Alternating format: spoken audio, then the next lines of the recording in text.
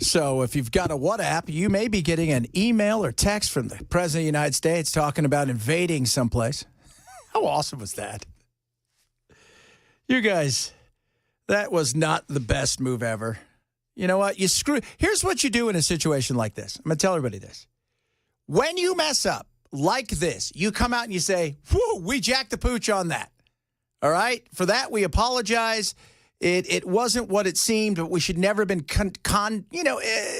conducting any kind of information like this via anything other than a private setting where there was precautions in place. You say that, you shut everybody up. Otherwise, what it becomes is a spectacle, and you don't want that.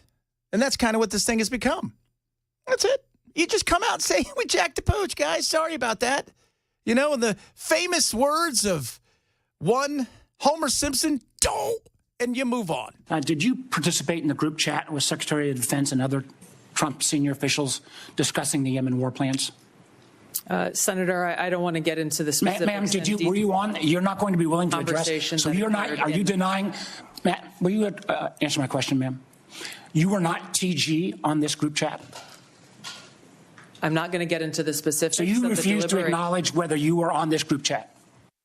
Senator, I'm not going to get into the specifics. Why are you going to get into the specifics? Is it because it's all classified? Because this is currently under review by the National Security Council. Because it's all classified? If it's not classified, share the text now. Well, no!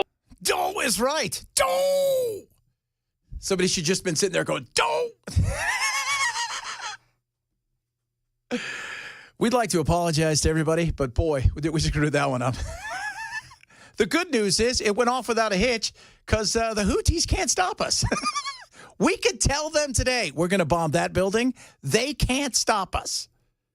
Best they could do is move stuff. The best they could do is maybe move stuff, right? With an ox. We're not going to shoot the ox. He didn't do anything wrong.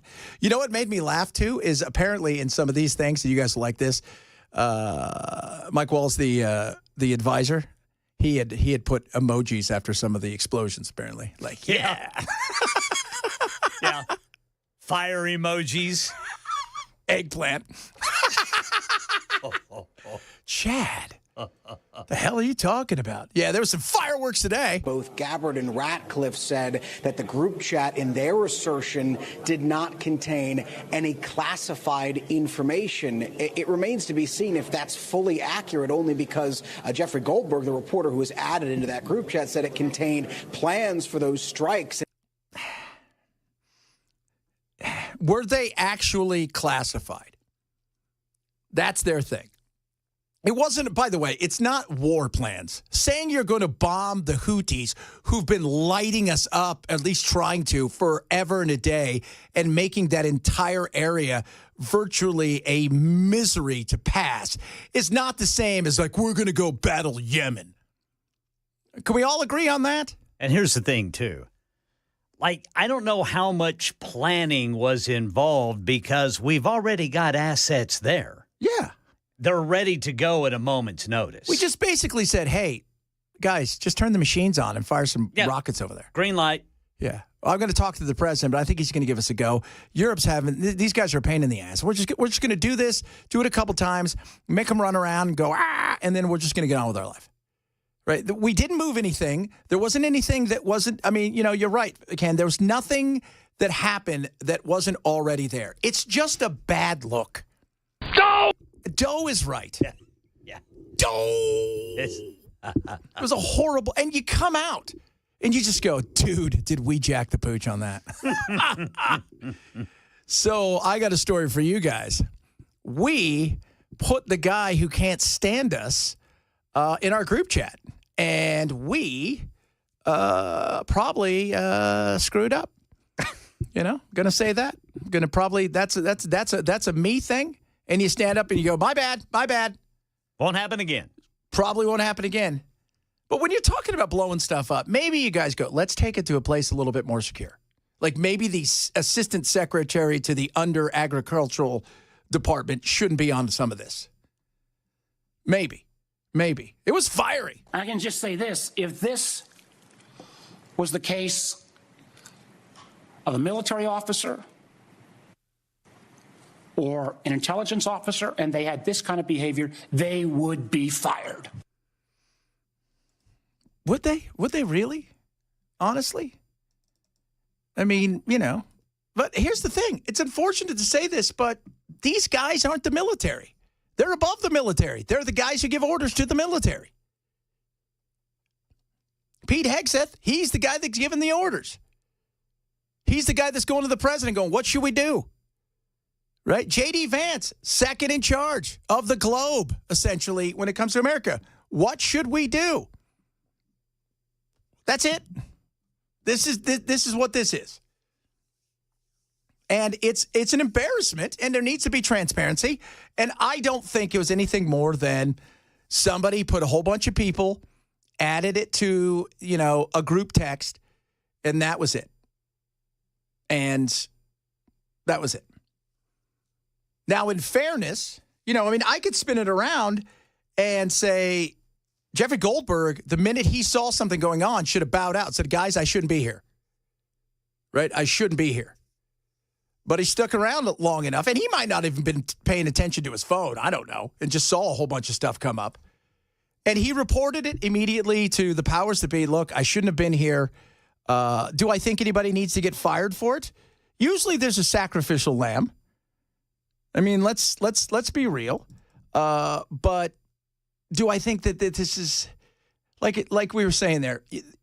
We could send them an actual letter, right? Because the UPS, do they deliver there? United States Postal Service, they go there? I don't know. We say, hey, we're gonna blow this place up tomorrow.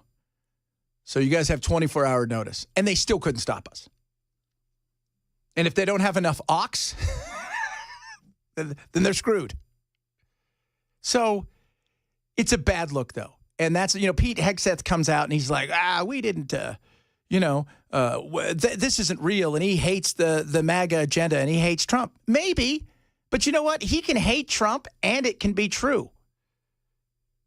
So do I think that anybody's going to be fired? I don't know. There's obviously going to be an investigation. And, how much did he see? What didn't he see? Was it really this? Was it really that? Jeffrey Goldberg says, they may not call it war plans, but what Secretary of Defense Pete Hegseth shared the morning of the strikes on the Houthi targets in Yemen were minute-by-minute details of what they were going to do. That was a big part of what he was included and what he was able to see on this signal chat. Chad, Benson Show. Just Chad. Bell whispers my ear, hey, man, is your code this? And I said, it's Chad. He saw enough. He had the receipts. Let's get over it. Let's figure out what the hell happened. And let's ask a serious question about, even if it was on your computers and it's on your phone, there's got to be a better way that you guys communicate stuff that's a little bit more serious, right? Like, this isn't like, hey, what should we do with the Suez Canal? What should we do? They're being a pain in the butt. What should we do with the Panama Canal? Should we have a serious conversation about that? The war plans, again, what kind of plans do we have? That seems a little bit, blowing stuff up. We drone stuff all the time. So all take a deep breath, okay? We'd like you to do that. I don't know if anybody's going to lose their job. I don't even know if anybody should lose their job over this. Let's figure it out first before we start firing folk. People are allowed to make some mistakes. Well, this is a big mistake. I just think they added somebody to it, right? That's it. Now, if this was something that was going on for years, then yes, people need to be called to the carpet. But it was a one-time thing. Don't do it again. Let's move on.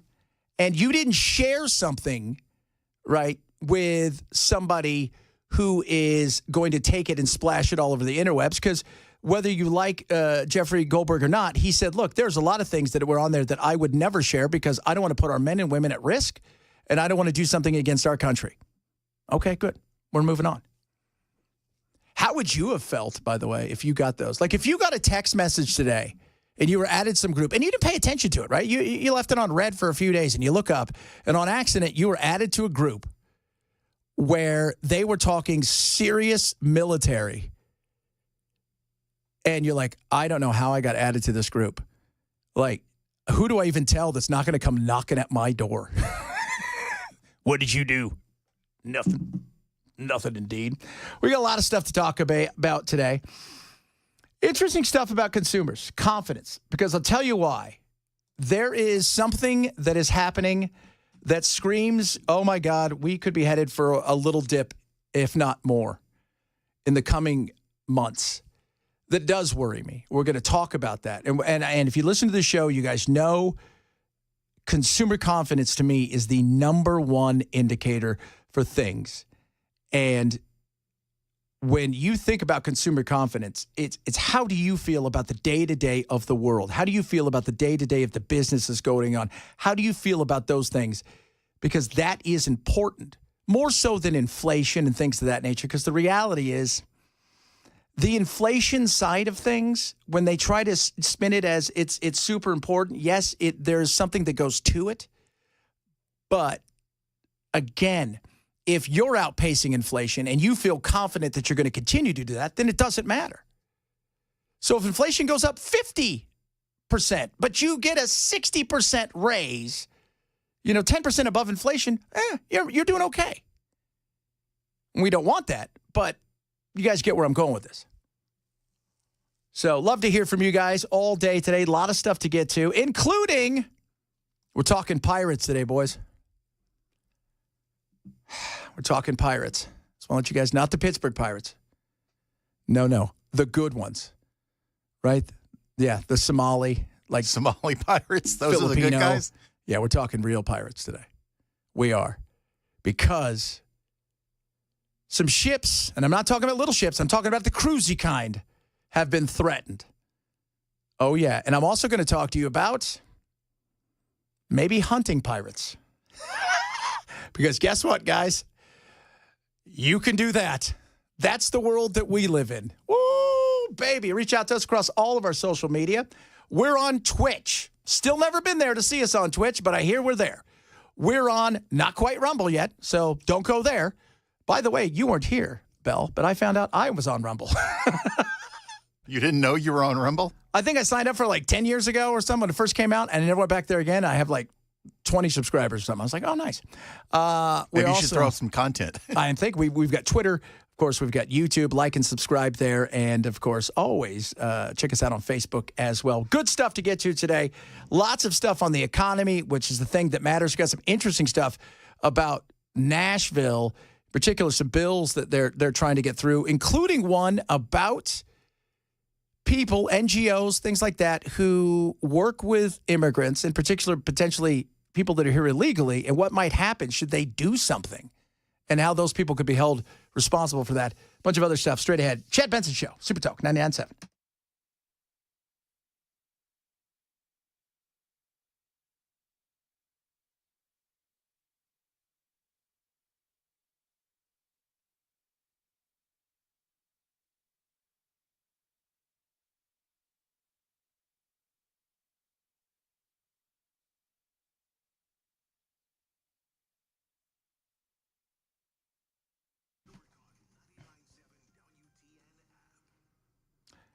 Birch Gold. We're just talking about pirates. Gold's important for you. The way do you protect yourself when it comes to inflation, weakening dollar, the potential of a recession, global conflict?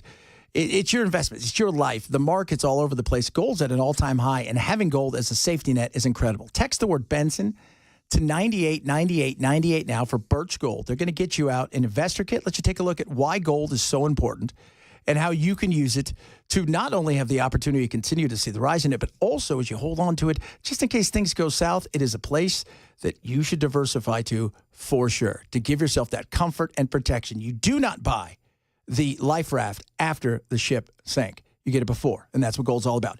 Text the word now to Benson to 989898 today to get the free investor kit from Birch Gold.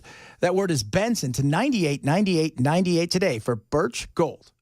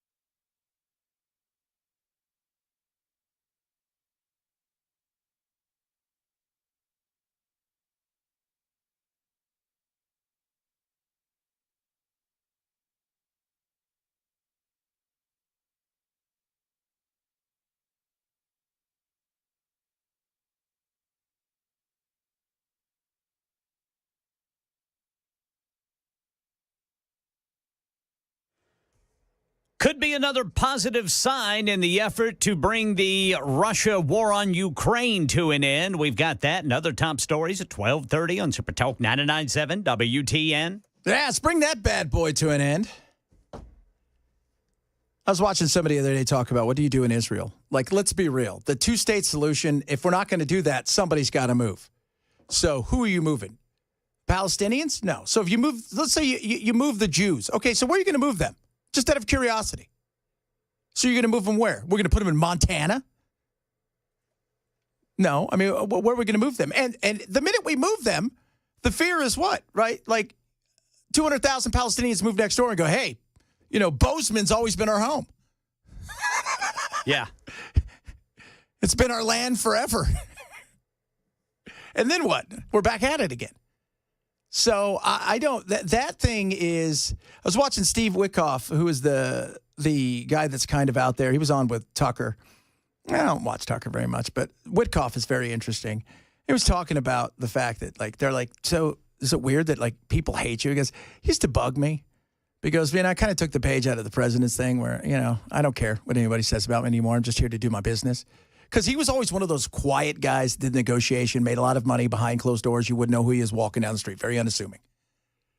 But I would love to see how that plays out. And the same thing goes with Ukraine.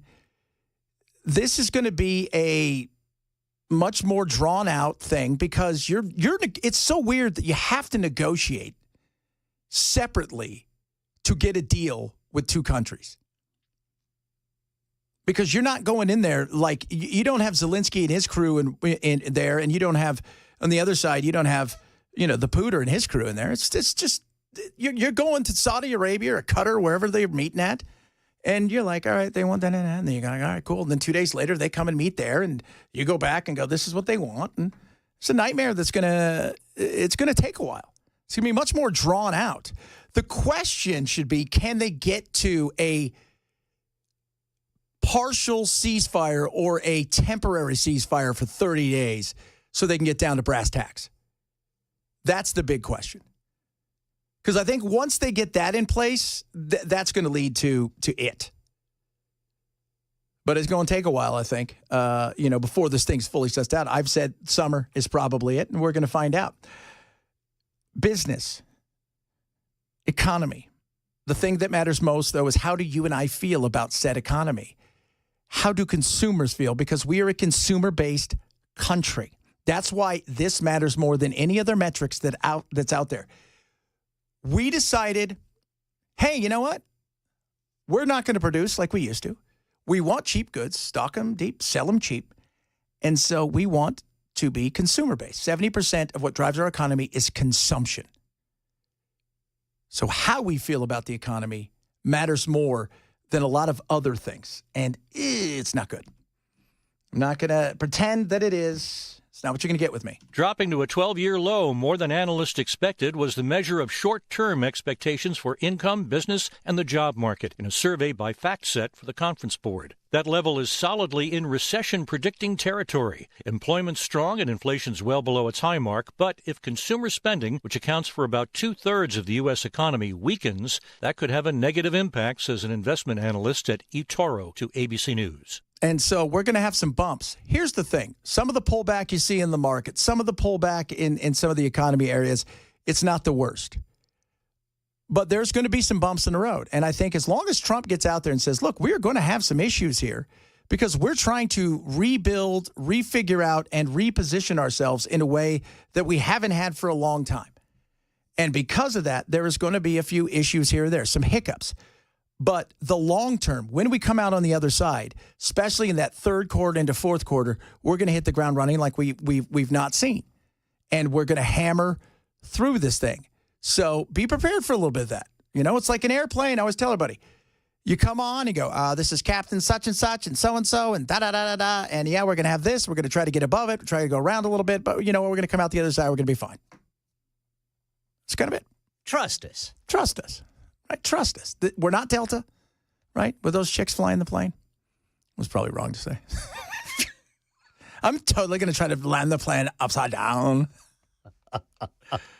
But there is a worry in the economy, and we're going to talk about it next because, quite frankly, that's all that matters.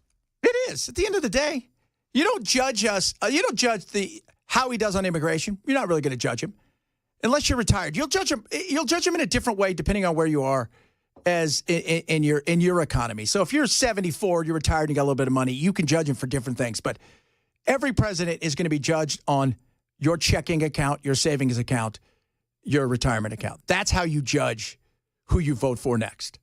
And if those things are going down, you're making a move. If those things are staying strong, you're staying with the jockey. Kind of that simple. Talk about that and why this scary thing could be coming, because wait till you hear this. It is fascinating and shameful as well. We'll do that straight ahead. Chad Benson Show, Super Talk 99.6.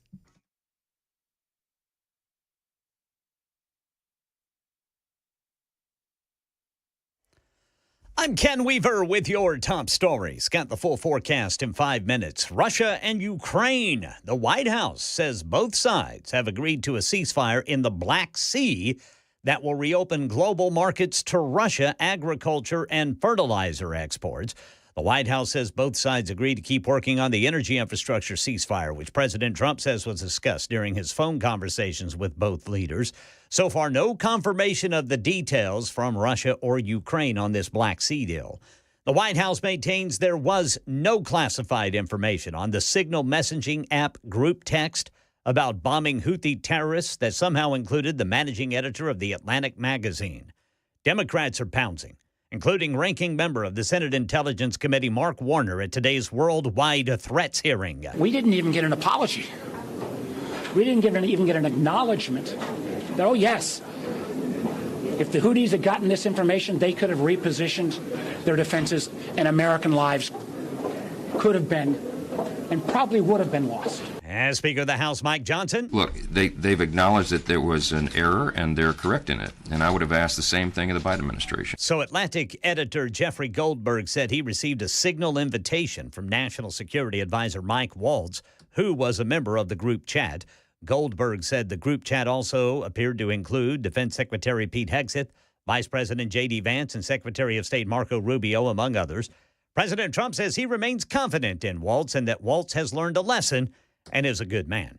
Right now in Tennessee, charitable organizations will be liable if a migrant they house commits a crime under a bill introduced to the General Assembly. The sponsors see House Bill 811 as a deterrent for organizations that are not turning in undocumented immigrants. The Nashville Rescue Mission telling Fox 17 punishing organizations is not the answer and would strain resources. The sponsors say they plan to add amendments to the bill for more clarity, including possibly expanding what liability means in it. That's the latest news. Weather is next. I'm Ken Weaver, WTN News.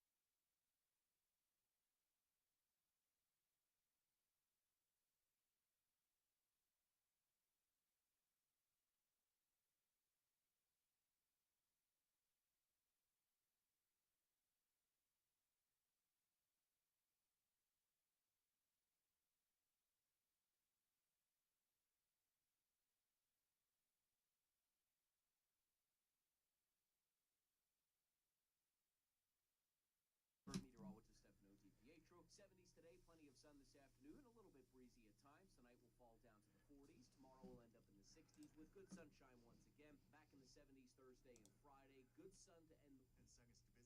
We'll have more cloud cover building in on Saturday. A late day shower or thunderstorm. Sunday is a first order weather day with the risk of strong severe thunderstorms in the afternoon. Busy bee. Yeah, they're busy because they're amazing. They're buzzing around, doing stuff like you cannot believe. Your HVAC got a problem? Zzz, buzzing over there, take care of it. Maybe your plumbing has issues? Zzz, buzzing over, taking care of it. That's what they do, and they do it better than anybody else. Swear by them, they're incredible. So what I want you to do, I want you to join the Beehive Club. It is, first of all, it's famous. Secondly, what it does is it affords you the opportunity to be in the front row if something goes wrong, especially at a time that's busy.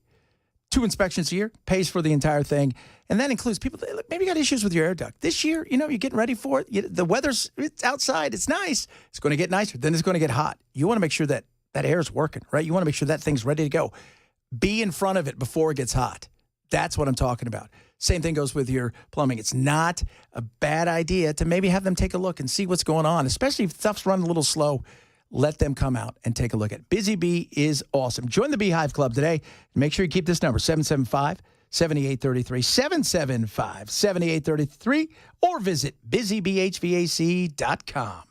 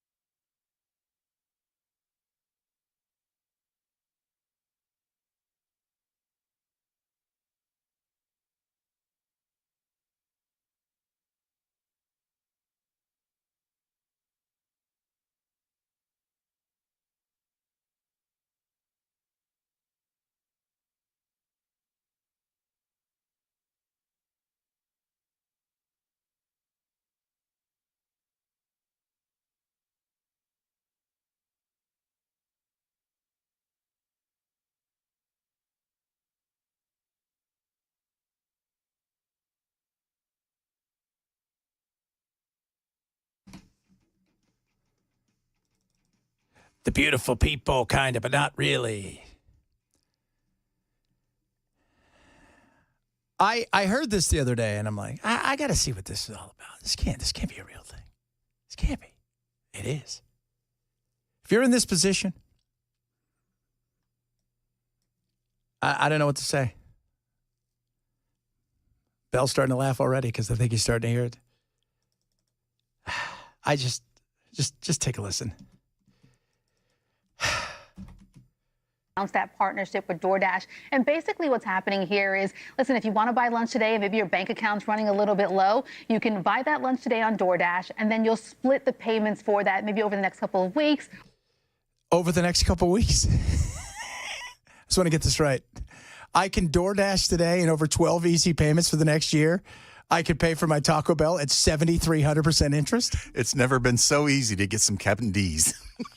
Or months. They haven't really outlined exactly, the payment arrangement because this hasn't launched yet. But I looked at another company that's doing this called Zip. That company, you can actually buy, a big batch of groceries. We call it compra in Spanish, at Costco's or ShopRite, and then make 8 payments over 8 months for that batch of groceries. Now, I said for your groceries, I just want to for your groceries, you're going to make 8 payments for your groceries. Nothing says economically sound like having to put an avocado onto a credit card. Hey, guys, I'm going to make some solid financial choices right now, so if you guys could just stand back. We don't want to get any on you. This is going to be pretty good. I'm putting my groceries on the layaway. Now, I said this is interesting because typically with buy now, pay later, it's usually for a one-time major purchase like a furniture set or a computer, and that's a one-time debt accumulation. Food and groceries, that's a daily, sometimes weekly potential accumulation. I'm sorry. That is insane to think that people are doing this. I want you guys to understand what they're saying is you can order a bunch of groceries from Kroger, and if any one of these, companies that you could sign up with, they will let you buy your groceries now. So your Fritos, not the ones with barbecue and honey. Come on, Chad. What do you think? I'm made of money? Let's just settle down. I don't know who you think I am, but you could buy now, pay later. You didn't buy hey, let's go buy this really cool off-road vehicle, and if I pay it off in 6 months, it'll pay interest. No, this is your avocados, like you said, from Mexico. Nothing says wealthy like throwing out a banana you put on credit because it's gone bad. That's right. Oh, my Lord. Or hey, guys, I'm ordering lunch. Don't worry, I don't have any money, and neither do you, but that's okay, because I'm going to have it. I'm going to put it on my DoorDash card. Taking it every DoorDash. One hand, this is better than putting, your groceries on your credit card. No, it's not. Stop encouraging people. Right? Because credit cards charge anywhere from 17% to upwards of 30% interest. On these payment services, the consumer doesn't get hit with any interest, right? The merchant actually pays a fee for that. There's a saying in business that I love. It's, there's no such thing as a free lunch. Someone's paying for that lunch, and because they're getting a benefit. The merchant is willing to pay that because on average, people who use buy now, pay later spend 30 to 50% more than they would have if they had that money on hand. That much, 30 to 50% more. And those who wouldn't have been able to make the purchase at all, they're able, to make that purchase now. So that is concerning when you think that if you don't have that money on hand, you're spending even more than you have. Some are calling this predatory lending. We've seen the CFPB, the Consumer Financial Protection Bureau, investigate these companies in the past. They've warned for more oversight, but under the current administration, under DOGE, and we've talked about that a lot, that organization has been gutted. So you're having this increase in buy now, pay later with less oversight. If you're going, I'm going to order a whole bunch of stuff from Chili's today, I might even get, I don't know, maybe I'll get chips and salsa as well. And the reason this is a big deal is because people are looking for ways to continue to live the life they led 4 or 5 years ago. And you can't. So pre-COVID, your check went so far as to, in many cases, you can put a little money away, maybe have a little bit of spending money. Then COVID came, things got sideways. Then we decided, let's print a whole bunch of money. And then we had the insanity of inflation, throwing in the fact that we had supply chain issues. Stuff went up. People sit around all day. They had money. They were still getting money from the government. They were getting paid. So they were spending money like it was going out of style, because essentially it was. And lo and behold, inflation stuck around. The problem was, as it continued to grow, your wages weren't keeping up. Now, you toss in the fact that you have interest rates going up. So people were robbing Peter to pay Paul. Now, Peter, Paul, Mary, everybody, all gone. Nothing to get from them. And your credit cards are through the roof. And now you're sitting around going, oh. And this is the latest and greatest idea to keep people continuing to pay for things, which is, hey, yeah, just buy your burger today and pay for it in 16 small installments. I think this certainly highlights that you're seeing an American consumer that's stressed. We're to the point potentially where some people are laying away groceries, right? Yeah. And that's not just, an anecdotal kind of indicator. There's actually data supporting this. We looked at a report from the Federal Reserve Bank of New York, and you're seeing this graph on your screen. It shows that Americans are accumulating more debt. I mean, it's up about 0.5% in Q4 of last year. That's to the tune of now $18 trillion. Most of that around credit card debt, to the tune of $45 billion accumulated last year. That could swell potentially if people start missing payments and then get hit with that interest. And guess what? That report also found delinquency rates, serious delinquency rates for things like auto loans and credit cards, that's now at a 14-year high. So in terms of the economy, people don't realize 70% of the U.S. economy is based on consumer health, consumer spending. We're going to see with this service potentially an inflation of consumer spending, an artificial inflation of the growth of the economy. But at some point, there's a bubble that pops. We saw that in the 2008 recession, when the housing market boomed and then it busted. And we could potentially see that here. I'm not saying we're there, but I am saying that there are economists pointing to this as a recession indicator. And it is a bit of one because we're starting to live in a way that the next big boom, we're not going to have the same thing that we saw in 2008. And the reason is simple, because everybody got a house in 2008, no matter what, right? Like, no stated income, you're making $12 an hour, your spouse is making $12 an hour, and you guys are, moving into out where I was in housing, they were moving to $400,000, $600,000 homes. And the minute that payment moved from, virtually nothing, they were getting at times, people were getting 110% of the loan. So they're putting nothing down. They're buying a house for $300,000, right? And they were getting $30,000 to move in. And everybody thought they were just going to print money. Then everything went to hell because nobody could afford their payments. And the people that could looked around and said, why the hell do I want to buy why do I want a payment like this when I can just go across the street in 6 months, right? BK, I'm making enough money and purchase one of these things cheap. So everybody walked away. Difference here is the rates were so low for so long. So many people are locked in at such a low rate. You don't have to worry about that. But there are other things to worry about. I mean, my buddy who runs a car dealership out in Arizona, we chat all the time. He's like, dude, if I can get people out of here for $800 a month, that's great. He goes, but I've got guys who come in and buy trucks. They're paying $1,800 a month for their truck payment. That's insane. If your vehicle payment is a mortgage, is the size of a rental check, you've done something seriously wrong. Because $1,800 will get you a decent 1-bedroom in downtown Nashville. Yeah. Well, and again, a lot of these guys are. This is what they live in their truck. They work in their truck. It's their thing 24/7. But still, that is insane. That is crazy. And that's where we are. The next time bomb when it comes to the economy is credit cards. Unsecured debts are through the roof. People have credit cards up the wazoo because they've been trying to maintain a lifestyle they had 5 years ago, pre-COVID, pre-Biden, and they couldn't do it. And they've stretched it as far as they can. And it's little things, little indicators like this that make you go, ooh. Now, the good news is once it pulls back and everybody's able to reset again, that's great. But until then, there's a good chance there's going to be, definitely some pain for some people, which sucks. We don't want that. I don't want that for anybody. And anybody who wants to see any president fail for whatever reason because you think your side's going to win some sort of trophy, you're an idiot. Absolutely an idiot. A lot of you chiming in about what's going on with the oops scenario, the classified info that was put out there today. And as they're talking about it, how do they handle it? Who should be fired? Who shouldn't be fired? Who should get this? Who should get that? What was in those things? What kind of classified? What is classified info? You heard many Democratic senators ask them very precisely, do you characterize whether target information, whether timing information of a potential strike is classified or not?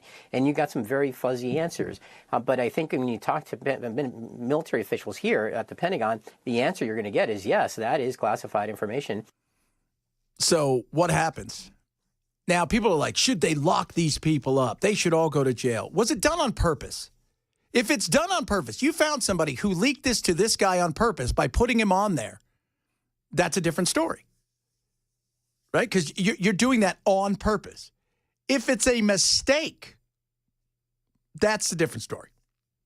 And I think I would like to err on the side of caution that it was more incompetence and people not doing their due diligence in a situation than it was purposeful, but maybe I'm wrong.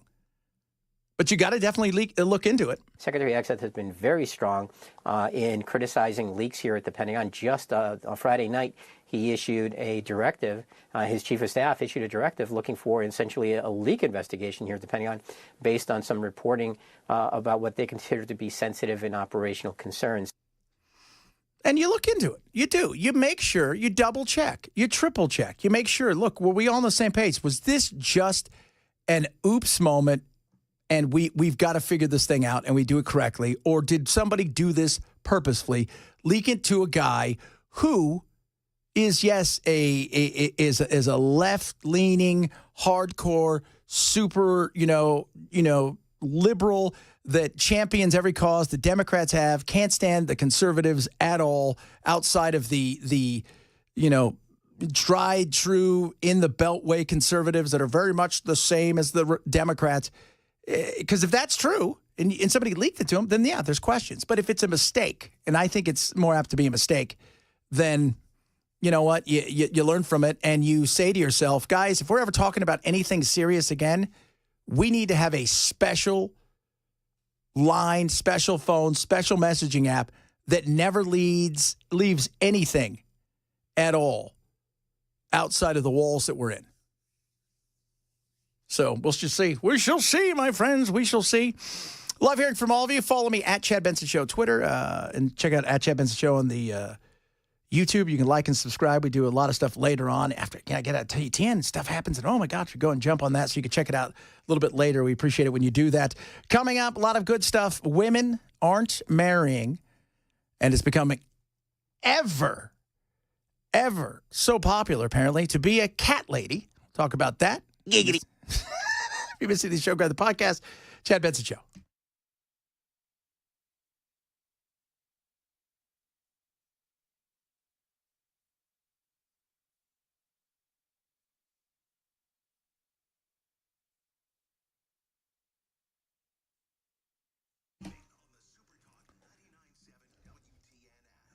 Rough Greens, ruffgreens.com. Vitamins, minerals, probiotics, omega-3, 6, 9. I want you to get a free Jumpstart trial bag of Rough Greens today. It's going to help your dog in so many ways. And take the 90-day challenge. So it's one scoop a day. It's a 90-day challenge, right? You scoop once in the morning. Your dog's going to love the taste. You're going to love what it does for it. The first 30 days, what you're going to notice is shinier coat, more energy. By day 60, immune system's improved. Their coat they're not shedding like before, and their joints, they're starting to loosen up. You're starting to see a lot of that. Why? Because the live enzymes that you're adding to their meals every single day in the morning. And then by day 90, heart health is improved. Digestive tract's improved. Immune system's strong. The shedding is virtually gone. And yes, their mobility is improved with their energy levels. Try a Jumpstart trial bag of Rough Greens today. Use my code, right? So when you do, use code Chad. They're going to get it out to you. All they ask you to do is cover the cost of shipping. It's a $20 value. You get it for free. Go to ruffgreens.com. Use code Chad. ruffgreens.com. Code Chad.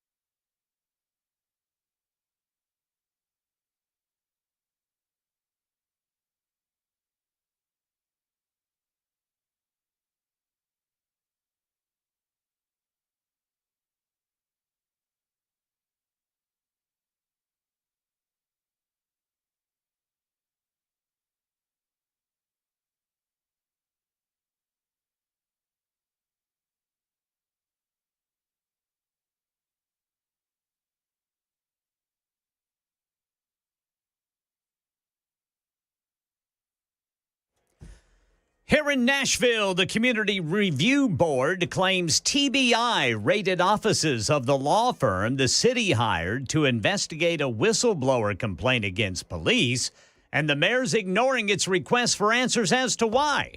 We'll tell you about that at 1 on Super Talk 99.7 WTN. The Justice Department now telling Judge James Boasberg that they will invoke the state secrets privilege to block his inquiry into how those planes got to El Salvador and whether a court order was disobeyed. The judge has already expressed skepticism that that privilege applies here. Yeah, the battle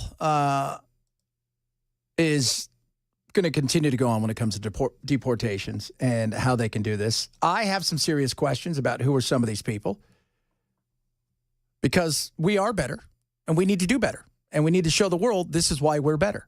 We have a certain process that we do and we follow those things. And I want to see those things handled in the right way because I believe that that's who we are. Some people don't believe that. Some people do.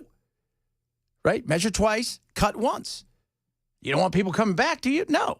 Apology tour? No. Are there people coming back? Could they come back? One of the things we heard from Patricia Mellett, who is the judge there, she was comparing it, obviously, saying that in World War II, Nazis had better treatment. One of the things that the Trump appointee on the panel, Justin Walker, he was more focused on the challenges that these migrants could make should be brought perhaps in Texas, not here in Washington. Now, one of the interesting things we learned, at least from some of the declarations from the ACLU, the lawyers who were actually suing the government, we learned that multiple of these migrants have actually been returned to the United States because they were wrongly sent there. So we sent them there, and we've already brought some of them back. Let's do it correctly. I mean, it's not a hard thing to do. You have the government behind you, so let's do it right. And if we're already bringing some people back, that must mean we've made some mistakes. We don't want to do that. We don't want to do things because this is the way I look at it, especially, you know what, if you're Republican, you're conservative, talk about how it's all about doing the right thing. It's all about following the Constitution, doing those things correctly. You do them correctly. You have the weight of the government behind you. You can absolutely do the things you need to do. But then flying them back after taking them out, that's not a good look either. It's not a good look at all. By the way, a lot of you are very excited about the Wimpy plan for DoorDash. That's what they're calling it, the Wimpy plan. Pay you for, can I have a hamburger day? I'll pay you on Tuesday? The Wimpy plan would be, I'll pay you on Tuesday, then you don't pay. Yeah, well, that's probably what a lot of these people are going to do. Oh, did I say Tuesday? I meant next Wednesday. Yes, that's basically what's going to happen here. Next Wednesday never comes. We should totally try it, guys. I'm kidding. Don't encourage people to buy stuff on layaway that's food. Like, again, avocados. Bell was right. If you ever see the show, grab the podcast. It is the Chad Benson Show, Super Talk 99.7.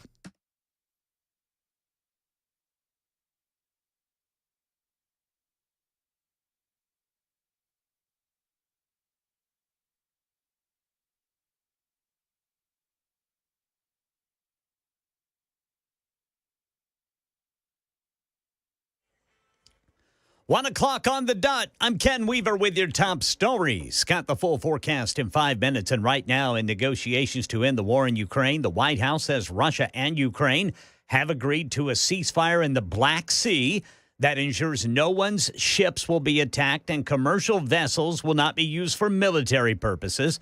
The White House says the two countries agreed to work on a way to implement a ceasefire on each other's energy facilities.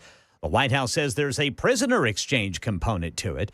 And the U.S. says it will help restore Russia's access to the world market for agricultural and fertilizer exports under this deal. Democrats in Congress on the attack after a journalist was added to a group text about bombing terrorists last week. This is Mark Warner, ranking member on the Senate Intelligence Committee after today's worldwide threats hearing. If Secretary Hegseth let this information out, he should resign.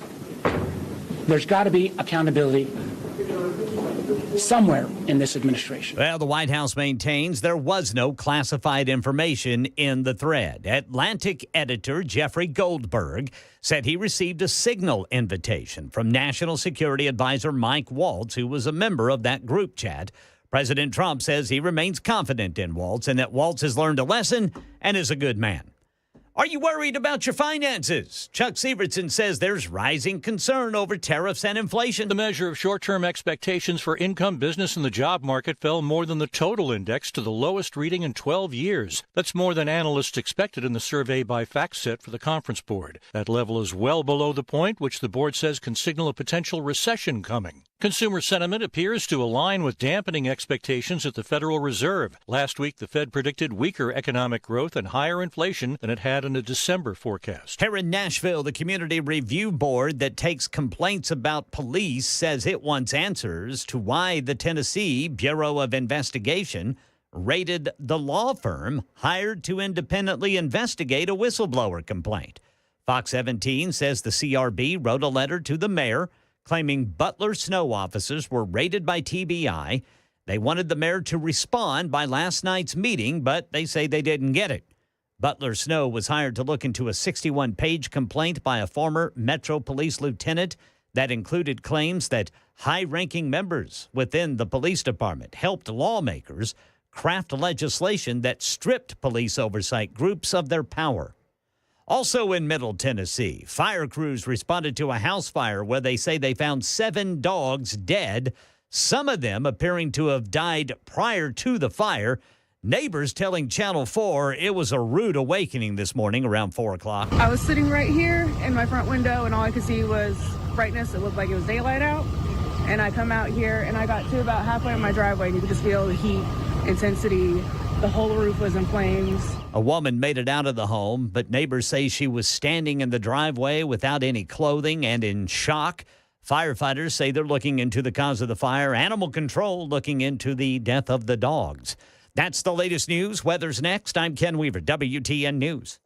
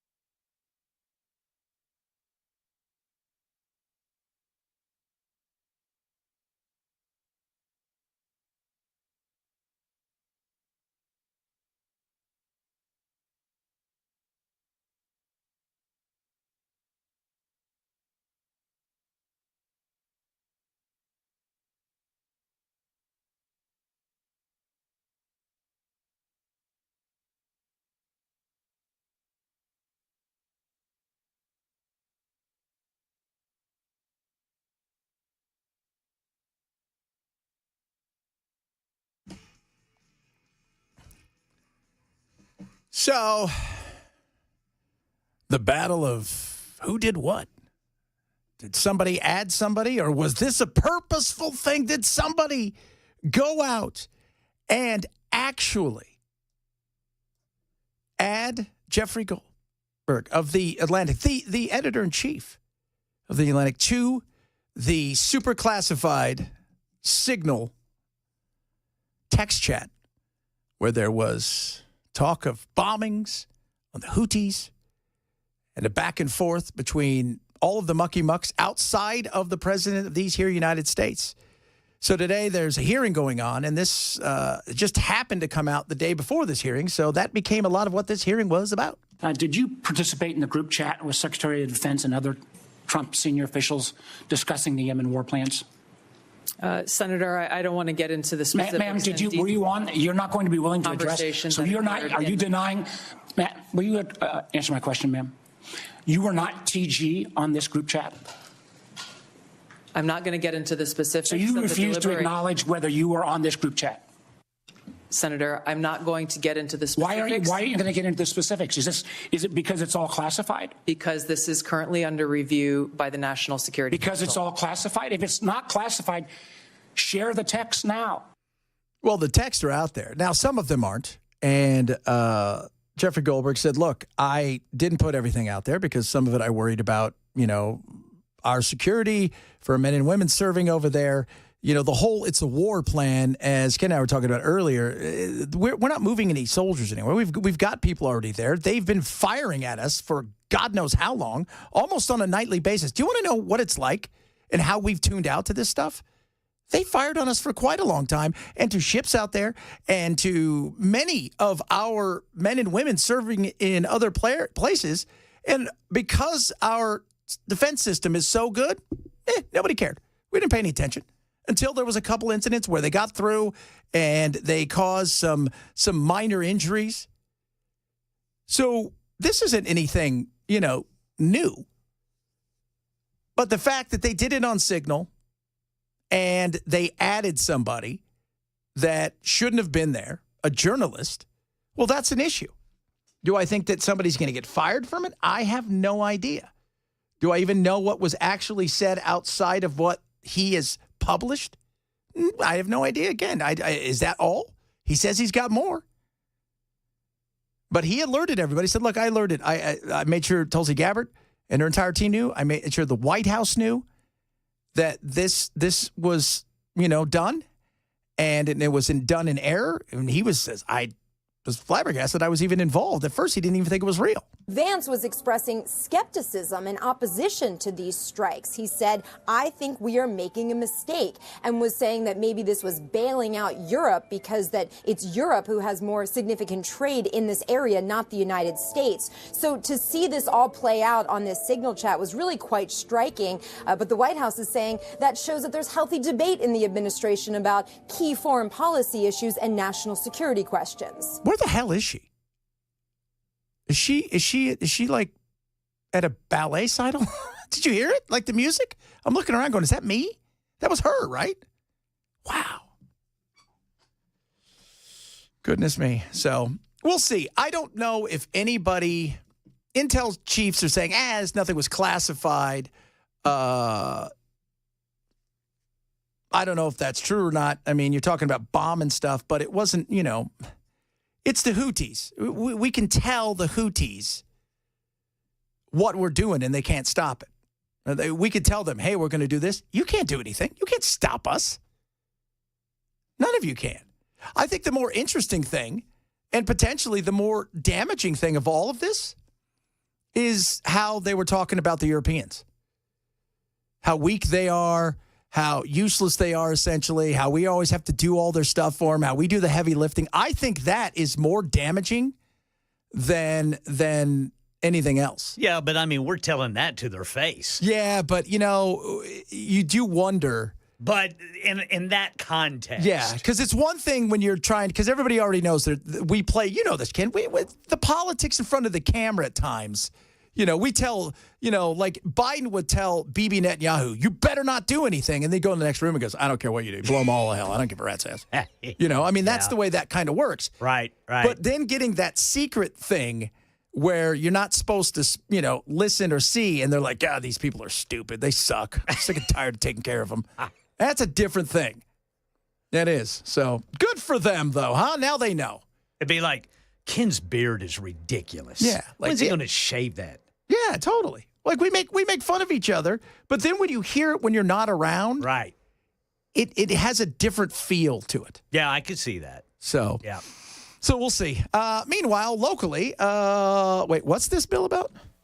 It puts an undue burden on charities like ours. Punish people who are breaking the law and then are capitalizing on poor migrants.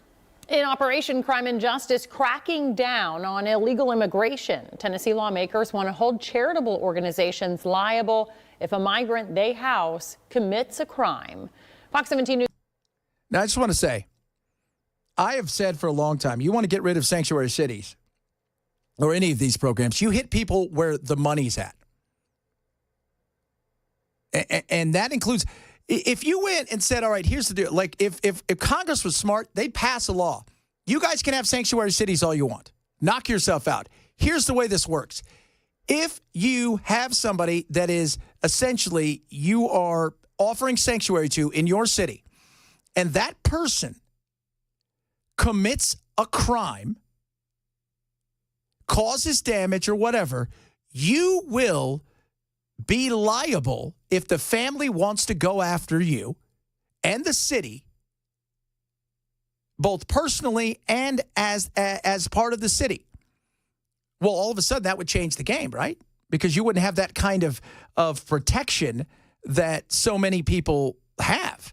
And we do it differently here. I was telling Belle, I don't know if you saw this, Ken. There is a guy that is released from jail in Japan. 50 years on death row. They retried him. He was found not guilty. Wow. They paid out a record settlement in Japan, $1.4 million. $85 a day. We don't do that here.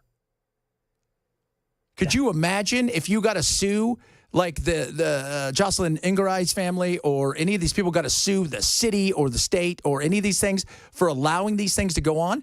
Oh, my God, the settlements would be through the roof. Yes. And if you don't think it matters, we talked the other day about how in debt Los Angeles is, $1 billion over. It is March. They're over $100 million in settlements already. Think about that. The insanity of that right there. Continue. The Tennessee bill is supposed to serve as a deterrent for charitable organizations who are not turning in undocumented immigrants. But the charity's leaders tell me that it places an unfair burden on them. Across the volunteer state, charitable organizations such as churches and homeless shelters might be held accountable for the actions of an undocumented immigrant they knowingly house. This bill, by State Senator Brent Taylor and Representative Rusty Grills, says the organizations would be liable for the loss, damages, injury, or death caused by a migrant's crime. Now, you've got to make sure you have everything buttoned up. I'm not quite sure what it totally looks like because I know they have to go back and fix it. And it would be, if you're harboring a bunch of people that are here illegally, you're going to have to take with it, if this thing gets through everything, with, you know what, we're on the hook for you and your actions. So understand that. That's going to be a very interesting thing to see how this gets through because, first of all, knowing is a big deal, right? Knowing, do you know what this person's status is legally? Because they could say they're here legally, and in many cases, you're not allowed to ask them certain things. But this is as much about deterrence as it is punishment eventually. The person that's committed that crime towards, they have a civil right of action against you. Reverend Enoch Fuzz is the senior pastor of the Corinthian Missionary Baptist Church. You can't hold anybody liable for the actions of somebody except for the person themselves. Churches have historically been a sanctuary for migrants. Are you pledging to house undocumented immigrants? I pledge to help people, and I've lived my whole life anchored in We want to help people. And what if they go on to commit a crime? well, what if anybody goes out to commit a crime? Sam Seipel with the Nashville Rescue Mission says punishing organizations is not the answer and would strain resources. Our intent here is not to be a sanctuary city, but we are a sanctuary for folks who are looking to get off the dangers of the streets and get some help, get some hope, get some food, get some shelter. So our goal is, again, to help and provide human services. It's not to enforce immigration. The intention of this bill is not to incriminate those who provide temporary housing in a homeless shelter. It's to deter criminal activity. Representative Grills tells me he and Senator Taylor plan to add amendments to the bill for more clarity, including possibly expanding what liability entails. We'll keep monitoring this. Yeah. And you got to know, you dot the I's, you cross the T's, the devil's in the details. What does it look like? But like anything, if you want to go after something, you just look at Columbia University. How fast did they capitulate when Trump's like, that $400 million, we're going to keep it over here? They're like, what do you want us to do? We'll do it. Because money, it will get people to change their ways, especially if they know their ways are. And you shouldn't want a church to turn people away, regardless of their status or any of this stuff. That's, there are certain things you don't want, but you don't want it to become such a place where it's a haven. And it's that walking the fine line of you're trying to do good, but you should also have an understanding of who you've got with it. Like, because could you imagine, too, if you're housing somebody and then something happens on their end, right? Like inside of the facility you're at, there's going to be a situation where you could be liable. So this will be interesting to see the way that this plays itself out, especially as we sit here and we battle over and over again about immigration. What can we do? What can we do to make things a deterrent? And I continue to go back to, how do we handle businesses when it comes to hiring people that are here illegally? Because if they give you a Social Security number and they give you these things, you say, well, they've got all the documentation. Yeah, but his name's John Smith, and I don't think his name is John Smith. But you run that risk of that fine line. You make everybody sign up for E-Verify and this, that, and the other. It's going after and doing it right, because if you can make it so people they can't live here. They can't afford to stick around. That you've taken away that opportunity, well, then they'll leave on their own. So we'll see. It's going to be interesting. A lot of stuff still to get into. Women, Bell's been having a very spirited thing, because we were talking about women last hour, because a new study is out, not a shocker. Ladies aren't getting married. Why aren't they getting married? Ladies, maybe you guys can let us know. I think it's the guys deciding not to get married. You know what? The guys, let's be real. Guys, there's a problem with some of us at some of the times. No. So there is. But that being said, we live in a time now where it is a very tough time to be a young man in a world where women have gone so far left, and even guys in the center now look like they're right of Attila the Hun. Talk about that straight ahead. Chad Benson Show, Super Talk 99.7.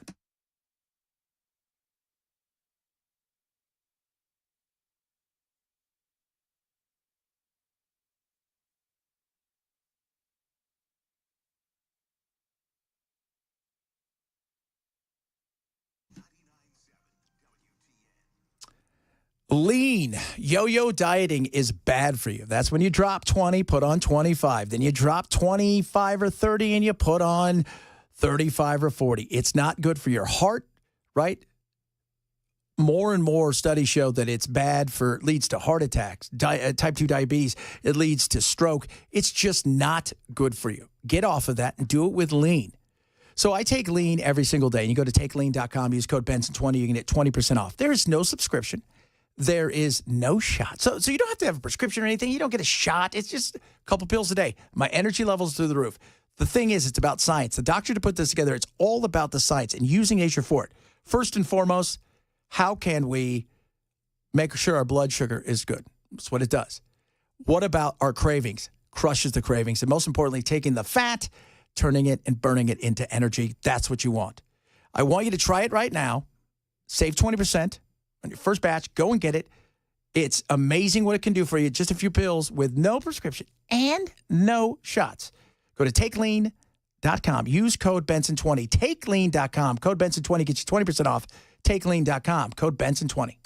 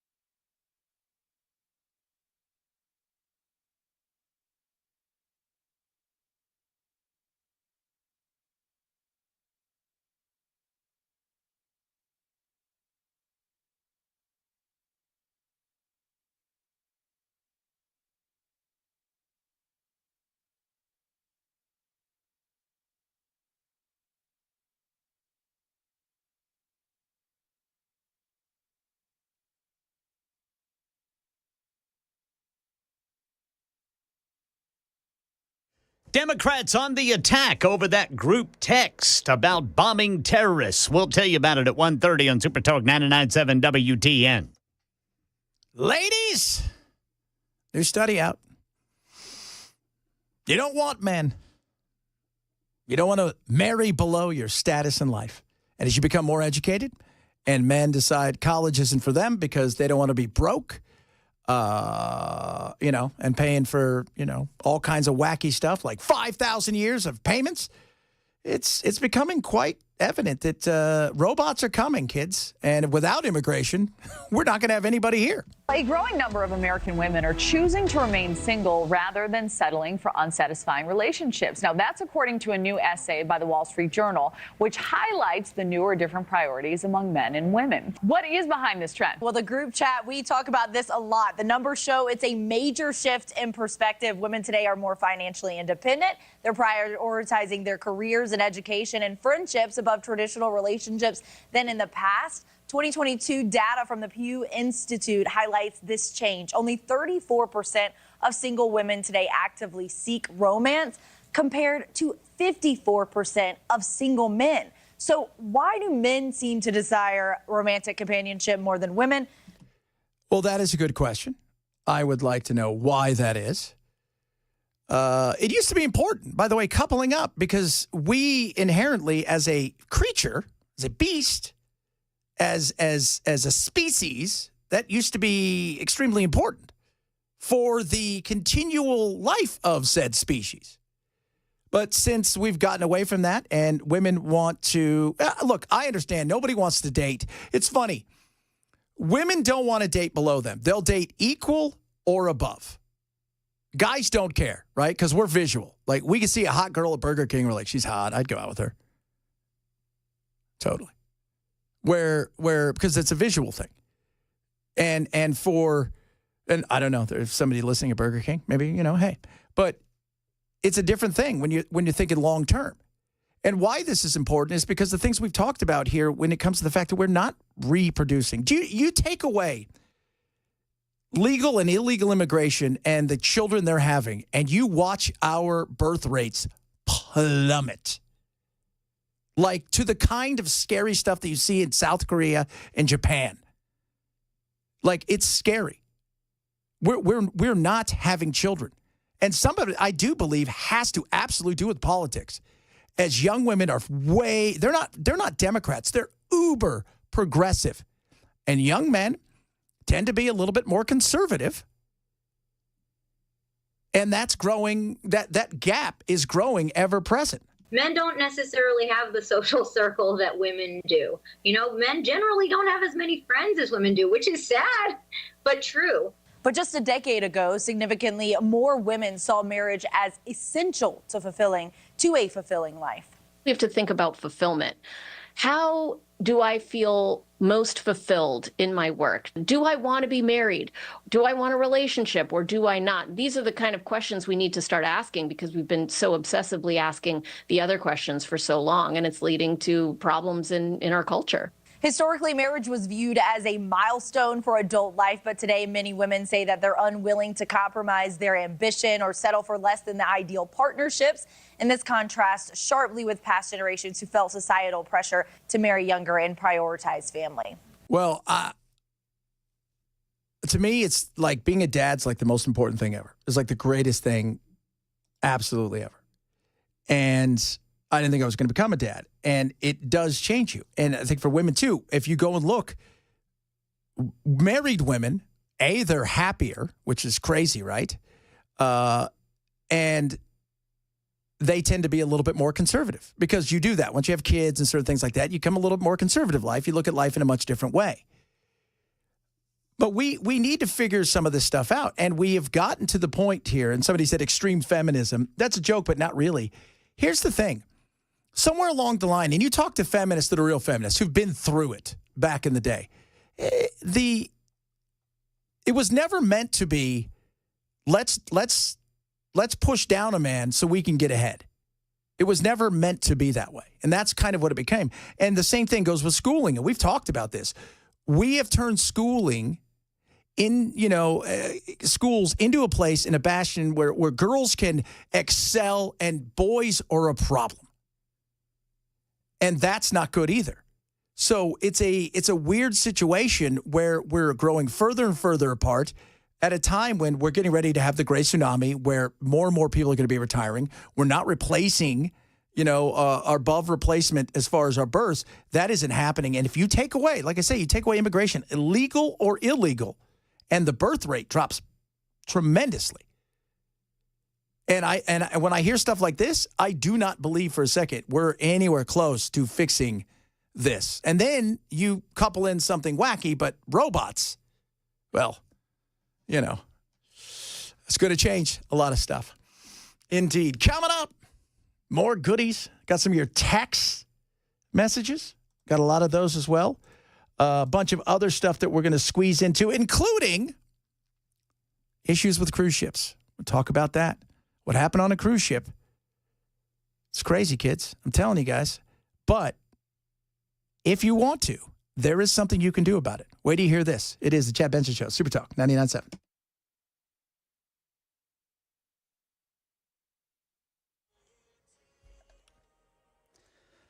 .1:30 on the dot. I'm Ken Weaver with your top stories. Got the full forecast in 5 minutes. The White House says Russia and Ukraine have agreed to a ceasefire in the Black Sea. They're not going to shoot at each other's ships. They're going to promise not to use commercial ships for anything they would use militarily. And they're going to keep working on a ceasefire on each other's energy facilities. Democrats on the attack over the group text among top administration officials.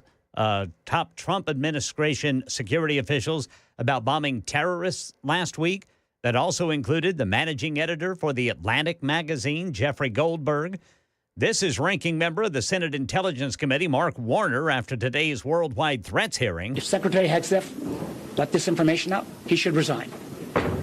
There's got to be accountability. somewhere in this administration. But the White House says it was an honest mistake and did not disclose any classified information. Here's Karen Travers. Jeffrey Goldberg says, they may not call it war plans, but what Secretary of Defense Pete Hegseth shared the morning of the strikes on the Houthi targets in Yemen were minute-by-minute details of what they were going to do. That was a big part of what he was included and what he was able to see on this Signal chat. Goldberg said he received a Signal invitation from National Security Advisor Mike Waltz, who was a member of the group chat. President Trump says he remains confident in Waltz as National Security Advisor and that Waltz has learned a lesson and is a good man. In Money News, a new report shows for the first time 50% of parents with a child older than 18 provide them with at least some financial support. Savings.com says these parents are shelling out about $1,400 per month on average for their adult kid's cell phone plan, health and auto insurance. $1,400? And rent. $1,400? On average. What? Yeah. My God, that's insane. Yes, sir. What do you say? That's $1,400 for your kid. Mm-hmm. Okay, a couple bucks here and there I could see, hey, Dad, I'm a little short of the rent this month, it's a couple $100. You're talking about paying for everything. I reach up behind my kid's ear and pull out a quarter. It's my kids, well, they're trying to get everything they can out of me while they can. It's insane. 14. I think they're just stashing it away so they can sell it. Insane, man. That's the latest news. Weather's next. I'm Ken Weaver, WTN News.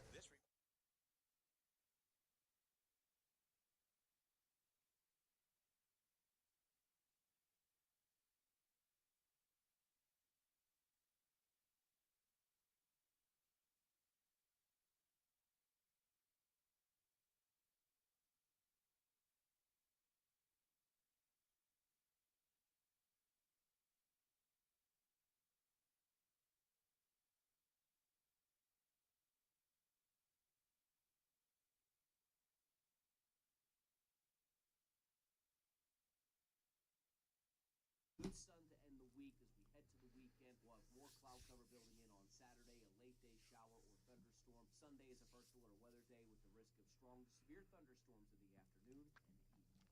Your retirement portfolio. Are you ready to make changes? Are you looking around thinking, I don't even know what's going on in there? Because you've got your 401k, you've got your investments, you kind of stick it, you let your guy or gal handle it, and you don't really know what's happening. Don't do that. Get a second opinion with my buddies over at Bulwark Capital. My buddy Zach Abraham, he's the chief investment officer at Bulwark, and he thinks a second opinion like I do. It's a great strategy towards your investments and towards your retirement, right? Nothing wrong with it. It's a great way to see, am I putting my money in the right place to where I want to go? Because so many people, it's a cookie cutter situation. No, this is where you want to go because only you know where your retirement is and you don't want to unretire because you have to. So this is what I want you to do. I want you to get a free second opinion. Call 866-779-RISK today. Schedule your free portfolio review or go to knowyourriskradio.com, K-N-O-W, riskradio.com. Talk to them about what's going on because of the election. And now that we're 2+ months in with Trump, where do we think this thing's going? Geopolitical issues, among other things. Call them. Find out today how you can get a second opinion. It doesn't cost you anything. Worst case scenario is you'll learn a little something. Call 866-779-RISK or go to knowyourriskradio.com. Investment advisory service offered through Trek Financial LLC and SEC registered investment advisor. Investment for risk, not a guarantee. Past performance, not guarantee future results. Trek 24173.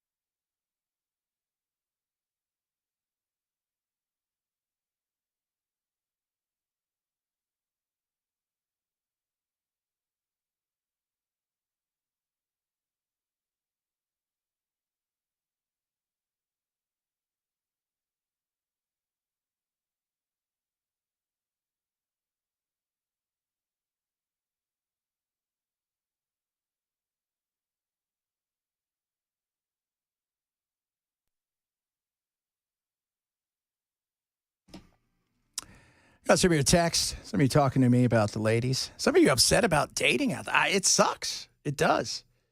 It's a horrible place right now. You know, and you get older, you'd think it would be easier, but it's not. It's not.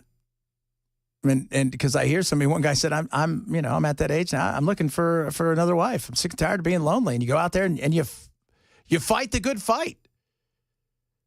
You think when you get older, you're just like, look, here's my crap. What's your crap? Can our crap get along? That's the way it should be. But instead, it's just all games and baloney. So I see the frustration out there. Imagine this. You're going on a cruise. If you've never been on a cruise, they're fun. But be careful because the norovirus is awful. So you're going on a cruise, and lo and behold, something comes over the loudspeaker. The warning came as a shot across the bow to passengers on board the Queen Anne ship. This area is known for piracy threats. Sailing on a global voyage and passing through the Philippines when it issued precautionary measures in case of pirates. We also request that you turn off your stateroom lights when not needed and close the curtains of your stateroom window or balcony. Lily McGinley posted this video to TikTok that's now received almost 9 million views. Was there any thought in your head like, there's no way that we have to be worried about pirates? There are people who were nervous. Of course. When you do world cruises, you do come across places like this. It's part of the adventure. She also posted about the water cannons there for safety. There are pressurized fire hoses around the deck, which are completely lame. The water cannons. Yes, they could work, but come on. Let's do it right. So now, cruises don't normally get hit because it's passengers, right? It's like robbing a train. You wouldn't rob a train today with passengers. You'd rob the cargo. That's why cargo ships are the ones.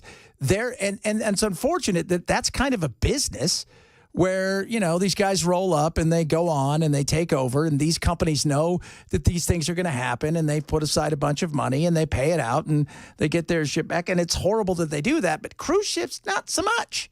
But this was interesting. Some passengers on the lookout using binoculars. Chris Gray Faust with Cruise Critic says that despite the apparent oddity of the situation, it's not cause for concern. And while it might be scary for passengers on board a ship, particularly if they're not aware of geography or where they are, to hear an announcement like that, it actually is fairly common in certain areas of the world. According to Cruise Critic, close to 50% of modern pirate attacks occur in East Asia and the Pacific, with a little more than a fifth in sub-Saharan Africa. Hotspots include the Gulf of Aden, the Singapore Strait, and the Sulu Sea, where the Queen Anne was traveling and is also a major shipping route. Keep in mind that pirates are not looking generally to harm people. They are looking for financial gain. Yeah, they're there, you know. I am the captain. He was until he wasn't. Because then, you know, stuff happened. But it's you think about when you ever see these pirates, I'm always amazed because they roll out there in the little, you know, they're in the little skiff and stuff. They're rolling out there and these big ships, I mean, you know, getting them on board is going to be a little tough, but they do have some weapons and there's some areas that you do need to worry about. There's no doubt about that. But the whole thought of really like that's old Western stuff. Going on a pirate, you know, pirates come free. And by the way, I'm just letting everybody know, aren't the pirate. This isn't Captain Jack Sparrow, for those of you keeping score. This isn't that. It isn't some guy going, "Arr, matey, coming here for you, Davy's locker." While there have been a few brushes between cruise ships and pirates, those instances are exceedingly rare. Do you feel safe right now on board the Queen Anne? Completely safe. I mean, so many questions, Sam. Yeah, but I mean, what's the cruise line saying about this particular incident? Sure. So Cunard is the name of the company based out of the UK that owns and operates the Queen Anne. It did issue a statement to NBC News, which says, guys, in part, as part of standard maritime procedures, our captains may make precautionary announcements when sailing through certain regions. There was no specific threat to the ship or its guests, and our onboard experience remained uninterrupted. We did speak with Cruise Critic. They said they have been tracking the industry for a long, long time. They have never seen a situation where pirates are threatening cruisers. So this was precautionary, but nothing to worry about on the open sea. So when I watched this thing, the thing that made me laugh is just a couple old guys with their binoculars, and they're just sitting on the thing because they're ready to go to war. You know, they're like super excited. They want to man the water cannons. Well, guess what? You can go one better, because there are pirate hunting trips. That's right. Really? I saw Ken puts his hand up. I was like, tell me about this. So there are, because, you know, they've got all those groups that want to go to, like, let's go to Chernobyl and do this stuff. You pay a lot of money and you go to these places. There are trips where you're on a smaller vessel and you sail close to the parts of Africa and parts of the Philippines, and you pay money to be on these things, and you then rent guns, grenade launchers, all the stuff. And on top of that, the crew, for the most part, is Spetsnaz and special forces from around the world. So if things get a little too hot, you can go back down to your cabin and have a drink while they finish everything off. But yes, you can do that. It's about $6 to $10 grand. Interesting. Would you do it? No. I don't think so either. No way, man. Because you're luring somebody in. That's the whole goal, right? Like, we're going to lure you in. But still, the fact that people want to do that, you're essentially paying for sanctioned murder. Yes. Because that's the goal. You're not going out there to try to light them up with bigger guns. Oh, wow. Who does that? Wackadoos. That's who does that. And by the way, I will not pay to go on a safari to look at hippos either. No, that's a dumb thing. Hey, would you like to get killed by the wildlife? Wait, you want me to pay you money to fly somewhere and then get eaten near my hotel? I'm going to go hard no on that. But the whole thing is crazy. Whenever I watch those, because pirates are making a big comeback right now. They went away for a long time, got really quiet. They're making a big comeback right now, and it's a really weird situation. But think about this. If you're living in Somalia and you ain't got nothing, and the dude says, hey, man, come with me. We're going to take our little boat out here, and we're going to, we're going to board this ship, and we're going to take them hostage, and they're going to give us, $10 million or whatever, which ends up being like $200,000. We'll split it amongst ourselves. We got nothing. Of course you're going to do that. Yeah, they don't have anything to lose. No, zero to lose. You got mouths to feed. That's it. And you can tell everybody you're a pirate. I was a pirate one day, I was. Are we going in the right direction? Let's take a look at the percentage of the country who say that we're on the right track. It's actually a very high percentage when you compare it to some historical numbers. What are we talking about? According to Maris, 45% say that we're on the right track. That's the second highest that Maris has measured since 2009. How about NBC News? 44%. That's the highest since 2004. Wow. The bottom line is the percentage of Americans who say we're on the right track is through the roof. And if you were to compare it to when presidents have historically been reelected, of course, Trump is not constitutionally eligible to run for re-election, but I think it sort of puts it in perspective. 42% of the country says the country is on the right track when the incumbent party is re-elected. And also keep in mind, back when Kamala Harris lost and the Democrats were turned out of power, only about 27 to 28% of the country said the country is on the right track. The bottom line is right now, a much higher percentage of the country says we're on the right track. That's massive. That's a win right there. On the right track. Doesn't mean the track's not going to be a little bumpy. Doesn't mean we're not going to have some issues. But we're on the right track. I feel like we're on the right track. The chaos in the news, like today, we haven't talked about Tesla. You know what? At this point in time, whatever people are going to do, let them do. The chaos, the craziness, you're going to get wackadoos everywhere. And let that happen for whatever the hell it's going to be. Right? Because if somebody wants to go and attack a Tesla dealership, you're going to pay the price for that. And I have said this over and over again. At some point in time, somebody's going to F around and find out. They're going to go up on somebody. Somebody's going to have their kids in the car, and they're going to say, somebody's going to do something ridiculous, and they're going to pay the price for it, and that's on them. That's on them. But for all the chaos and craziness, we've seen a massive drop at the border to virtually nothing. 96% in certain areas, 99% drop in other areas. They're working on trying to clean out the bad guys and get them out of here.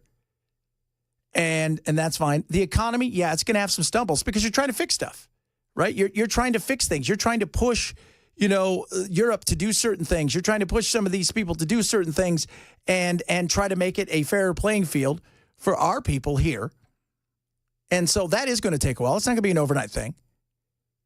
So there's a lot of things going on, including Israel and obviously Hamas that started when Trump wasn't in office, and what's taking place in Europe when it comes to Ukraine and Russia.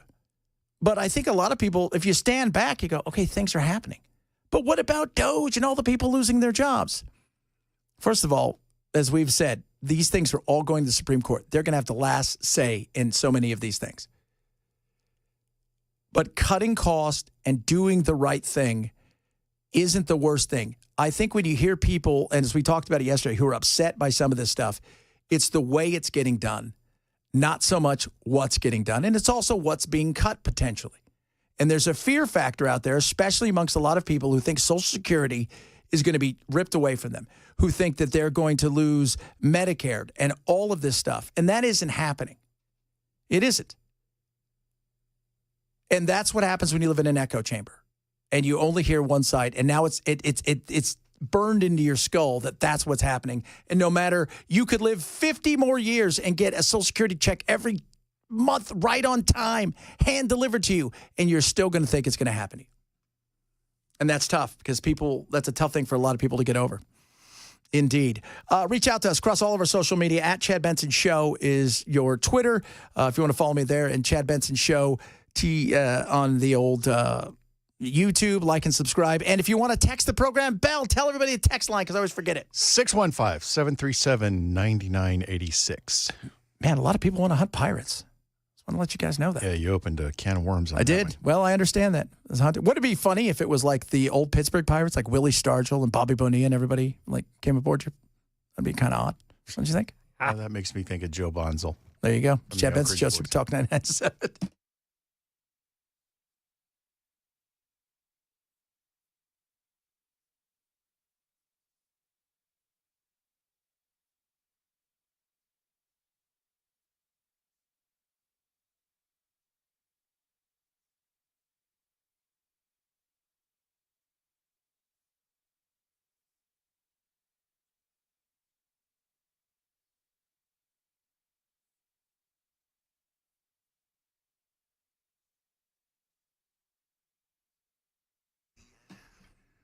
Want to get yourself out there, want to get yourself moving and grooving because, as the weather turns better, you want to be outdoors, but you're back. Oh, God, Chad, I can't do it. I've tried everything. No, you haven't. You've not gone to the Wellness Institute of Nashville, and you need to. Call 615-246-5009 today. Go see Dr. Ashley, and find out about their 47% off non-surgical decompression. It's the Big 47 offer in honor of the 47th President of the United States. There are no pills, no spinal creams, none of that stuff. This is, if you need surgery, because they're going to tell you that. But first, get in there, see him. During your consultation, you're going to get an exam, x-rays included if you need. If you have MRIs, bring those as well. The whole thing is Dr. Mitchell and Dr. Ashley want to go over everything with you. They want to build you a comprehensive program that's going to get you back out there. And their machines are incredible. The fact is, you're going into the future when you go there, and the future looks healthy and happy, especially for your back. So what are you waiting for? Call the Wellness Institute today. Tell them I sent you. 615-246-5009, 615-246-5009, or go to painisbad.com.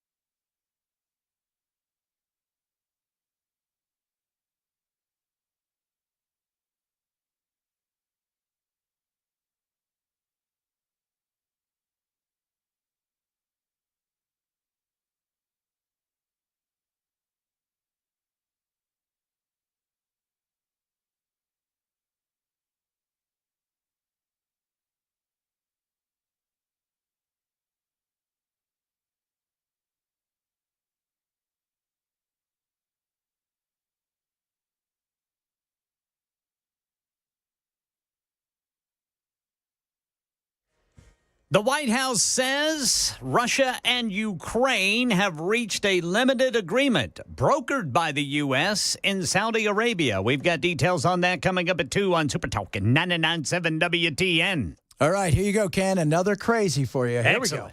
I don't know about you guys, but I don't recognize this country anymore. I'm 44 years old, and we're living in a country today where human beings aren't getting due process anymore. Judges are being attacked left and right from the president of the United States. People are getting laid off for no reason. Veterans are getting laid off, and we have tech billionaires. And, look at Trump's administration. $60 billion his administration is worth. And by the way, that doesn't even include Elon Musk. Okay, he's starting to build it up. Here we go. The biggest tax breaks for the top 1%. They're threatening to get rid of our Medicare, get rid of Social Security. What type of country are we living in where undocumented immigrants, some who have lived here for decades and pay taxes, are getting deported from religious sanctuaries and schools? The Bibles are going to be in every classroom, the 10 Commandments. What is going on in this country? This country was founded on immigrants. Have we lost our compassion for human beings? What the is going on here? Just out of curiosity, Social Security and Medicare not going anywhere. We're not putting the Bible in every school. Like, where do people get where do you guys get your information? I think they're paid actors. Or they just make it up. It might be. I mean, I don't know. But this guy was super serious, and he's got a lot of disdain for this administration. By the way, he's got a lot of. I was looking at something. He's got a lot of disdain for a lot of administrations. By the way, I think there are paid actors on both sides. Oh God, yeah. Are you kidding me? I mean, what was that thing, the Soda Gate the other day? Did you guys hear about that? No. All the right-wing conservatives that were paid to try to influence the keeping soda on Snap. How hilarious is that? That is hilarious. So, what do you mean? Yeah. Well, look, whatever you want, man. We'll schlep it here. I am fascinated by stuff like that, But like you're right, there's so many people out there. It's a grift, right? Like they're looking for the money. And if you offer enough, I've always said everybody's got a price. Everybody's got a price. Some of you out there is like, I don't have a price. I have principal. Give you $10 million. My principal just left. Where are you going? But there are a lot of people out there that yeah, Ken's right. They're paid actors for sure, but they're also looking for likes and clicks. Oh, yeah, there's that too. And that's how they get that. It's like when we were out there at that whole thing with Tesla. There's a lot of people out there on both sides who that could have been anything they showed up to. They were looking for likes and clicks. They weren't interested in having a conversation with anybody. Right. I was, because I always find it fun when we have conversations. You can't learn about, quote unquote, the other side of an argument or a conversation or an issue. Let's just sit there and have a conversation. But some people are only looking for gotchas. That's all they ever look for. Coming up, Ken's News. Somebody said 10 commandments in every classroom. OMG, says him. A lot of good stuff. We're going to talk a little bit more about the Signal Gate. A bunch of other things to get to as well. If you missed any show, shame on you. Grab the podcast. Chad Benson Show, Super Talk 99.7.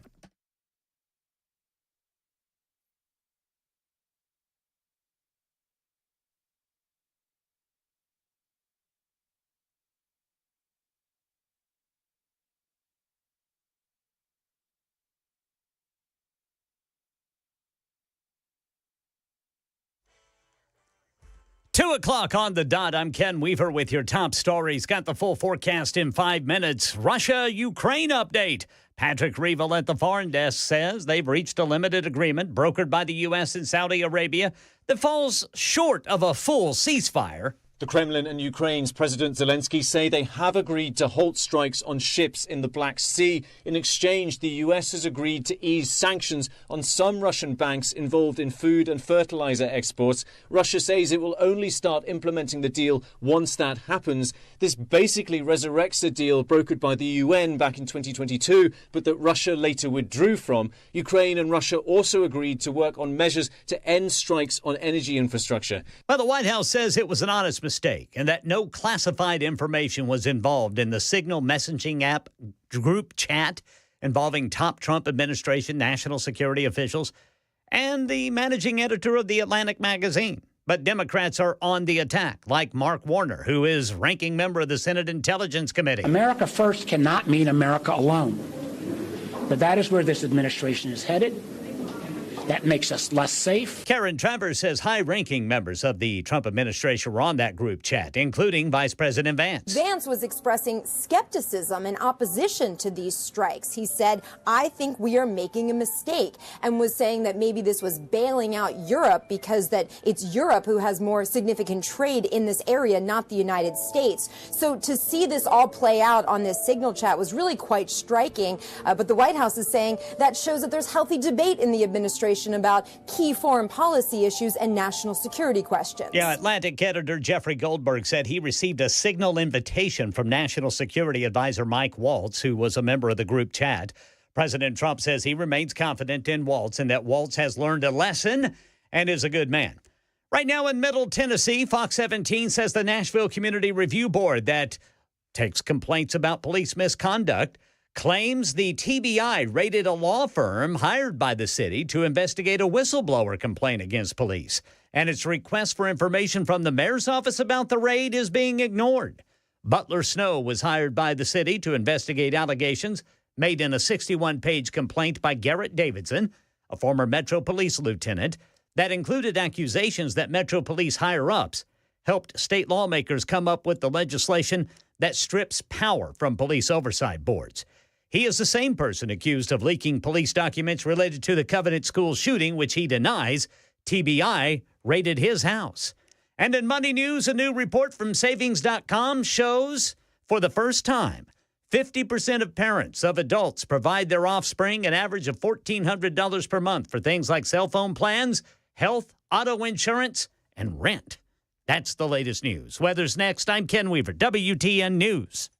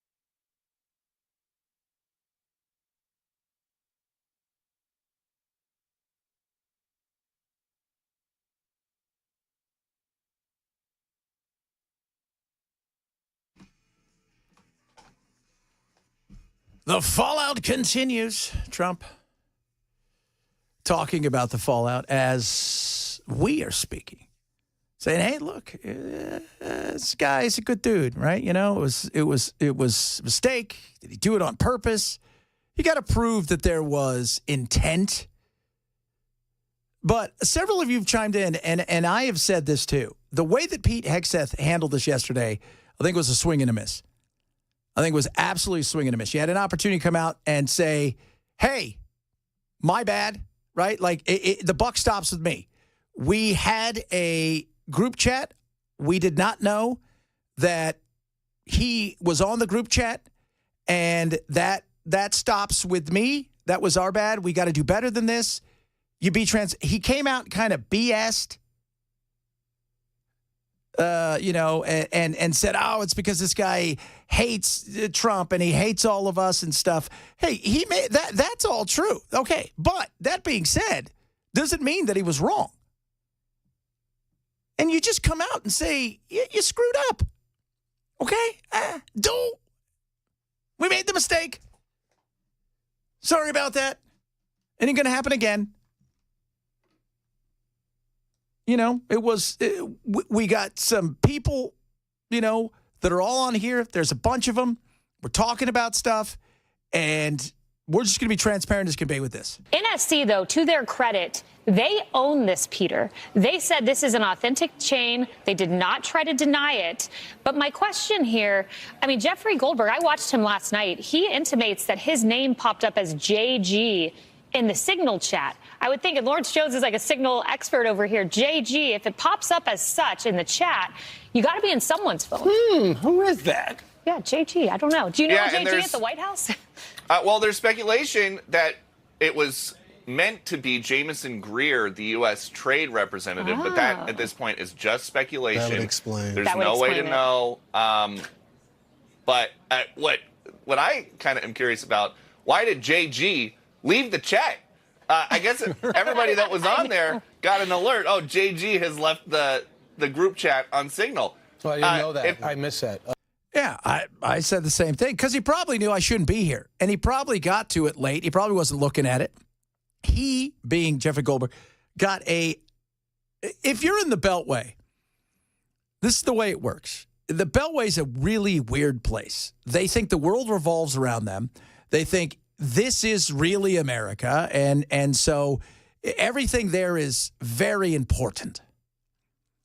So what ends up happening is you're going to be friends. You're going to know these people on both sides of the aisle because they're going to be like furniture. And somebody from Mike Walls, whether it was him or somebody else inside of his world, sent him a friend request so they could chat back and forth because that's what you do. You keep the press kind of close and vice versa. And somehow he got added to this. Is it possible that they messed up with JG? It's absolutely possible. It is. I think the reason he left is because he probably said, I shouldn't be a party to any of this stuff. Because this, in theory, is classified information of them talking about blowing up the Houthis. So I shouldn't be a part of any of this stuff. But alas, here we are. Now, what the hell is Signal? It's a texting apparatus. It's an app. It's like, do you use encrypted? Signal? No, I don't use it, but it's an encrypted. It's super encrypted. Super encrypted texting app. And I think there's a video feature too, but I don't think that's how they were using it. Yeah, because like a lot of these things, Signal is supposed to be very, very secure. This had nothing to do with anybody sneaking in. This had all to do with the fact that somebody was on a text, link. Somebody got an invitation they weren't meant to get. Yeah.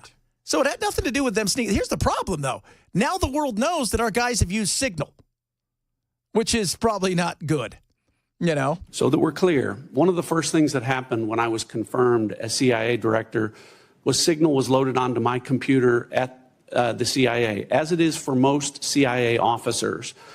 One of the things that I was briefed on very early, Senator, was by the CIA records management folks about the use of Signal as a permissible work use. It is. That is a practice that preceded the current administration to the Biden administration. Which is, again, all of those things may be fine. But when you get to a certain point, when you start talking about blowing things up, and it's not whether or not the Houthis knew we were coming. Like I said, you could have sent them an invitation. You could have told them exactly where you're going, and they still could have stopped you. Like Michael Jordan, right? Or Larry Bird back in the day. Hey, I'm going to score 40 tonight, and I'm only going to use my left hand, and you still can't stop me. It's the same thing, right? We could say, hey, look, guys, we're just going to shoot a couple of these things off. This is when they're going to arrive. Good luck trying to stop them. It wasn't going to be able to happen. It wasn't going to. So the question again becomes, was it super top secret? Wasn't it super top secret? It was a mistake. You come out and you own it. And Pete kind of jacked the pooch on that one. And as he's coming out saying, yeah, it was this or it was that. It was, this is, who can you believe? What can't you believe? The White House is like, yeah, it was a mistake. You come out, you own it, you turn around, you walk away. Did you participate in the group chat with Secretary of Defense and other Trump senior officials discussing the Yemen war plans? Senator, I don't want to get into the specifics. Ma'am, were you on? You're not going to be willing to address. So you're not. Are you denying? Matt, will you answer my question, ma'am? You were not TG on this group chat. I'm not going to get into the specifics. So you refuse to acknowledge whether you were on this group chat. Senator, I'm not going to get into the specifics. Why are you going to get into the specifics? Is it because it's all classified? Because this is currently under review by the National Security Council. Because it's all classified? If it's not classified, share the text now. Well, no, because if some of it is classified, and they can retroactively go in there and say it's all classified. So therefore, it's over, it's done with. And we all know they classify way too much. Welcome to the world of government. Just get over it. Come out, you own it, you turn around, you walk away. It's that simple. You focus on the things that matter. You got to focus on, you've got an opportunity now with Ukraine. Good. Let's move it over there. You got an opportunity potential with Israel. I doubt that. That's getting a little bit hotter than most people realize, and nobody really knows what to do. They're going to blow this up, as would the Republicans, by the way. If this happened under Biden's watch, this would be nonstop by the Republicans. But you know what shuts people up? When you come out and you own something. And there's nothing else I can say. Look, I screwed up. We did it. It's my bad. Nothing else I can say. It's not going to happen again. And we're going to move on from this. We've learned a lesson. There was no nefariousness. There was nobody hacked. It was an honest mistake. We've got not even the numbers. We got the initials that were the same. Somebody added one. We're done. We moved on. Should never have happened on this platform when we're talking about stuff like this. Even though the Biden administration used it, it still doesn't matter. We need to do a better job. And for that, this is my responsibility. And what are they going to say at that point in time? Should you be fired? I leave that up to the president. I can just say this. If this was the case of a military officer or an intelligence officer and they had this kind of behavior, they would be fired.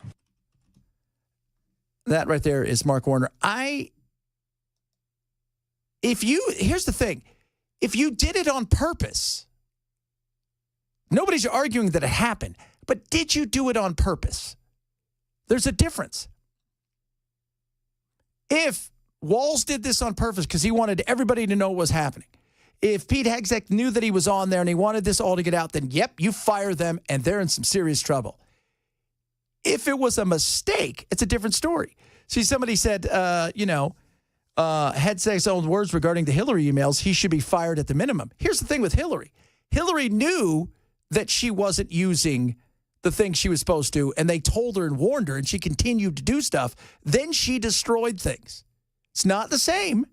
If you know you're supposed to do something, you still do it, you go against it, well, then that's a different story. But if it's I didn't know, we didn't know, it's a mistake, we move on. And a lot of people out there, they're interested in the gotcha. And everybody's like, are they going to fire somebody? Is this going to happen? Should everybody be fired for this? Look, they've acknowledged that there was an error, and they're correcting it. And I would have asked the same thing of the Biden administration. Yes, that's Mike Johnson. Very exciting. I don't think anyone should have lost their job over that because an errant number, found its way onto a dialogue between leaders. It's a mistake, but we got to correct it going forward, and they will. There you go. Problem solved. And if you find out after an investigation that there was nefariousness, then, yeah, you need to look across the board on who you can get rid of, how you get rid of them, how fast you can do it, and what kind of punishment they should have. But the difference between doing something, knowing you're doing it, and it's wrong. Okay, so if you know that you shouldn't do this, you know that you're breaking the law, you know that you can't do this, and you do it knowingly, well, then you're in some serious, hot water. If you did it by accident, that's a different story. And the Signal thing, again, why they're using Signal, and you heard Ratcliffe, who's the CIA director, say, look, it was already here. I mean, this is what was on. This predates us. So, and everybody's like, well, exactly again, what the hell is it?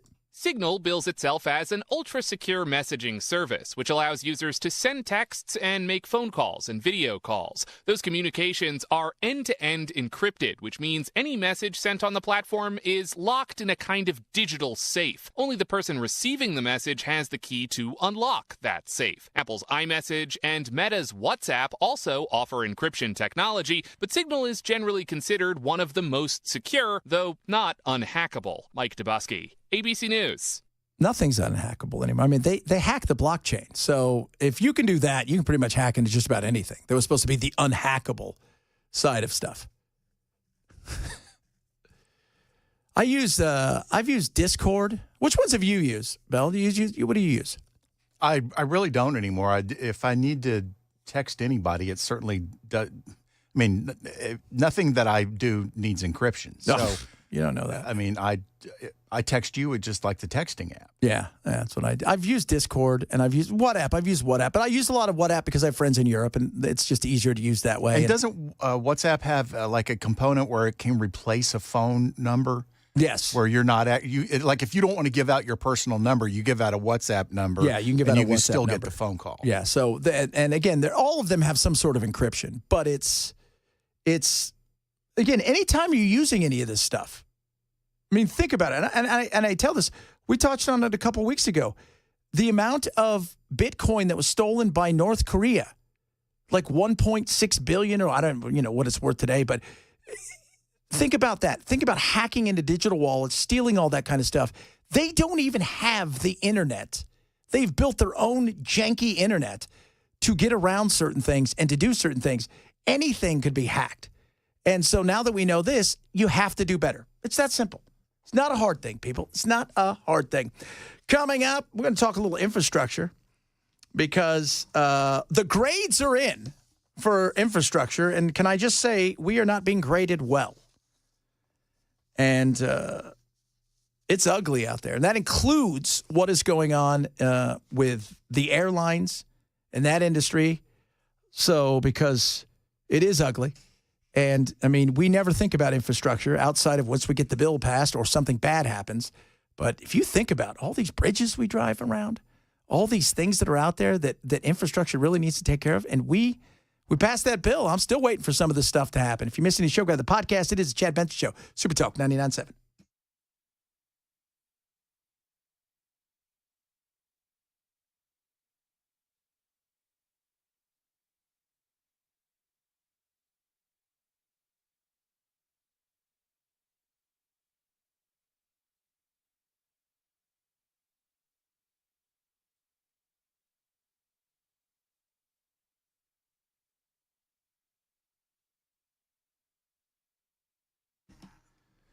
Raycon, best earbuds around. Love my Raycons. They are amazing, fantastic. Wear them every single day. In fact, I got a bunch of work to do when I go home after this.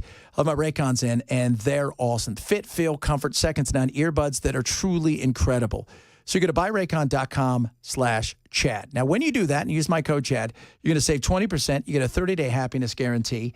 And why these things are amazing, first is active noise cancellation. So you can make everything, which is incredible. Top of that, it's a price that won't break the bank.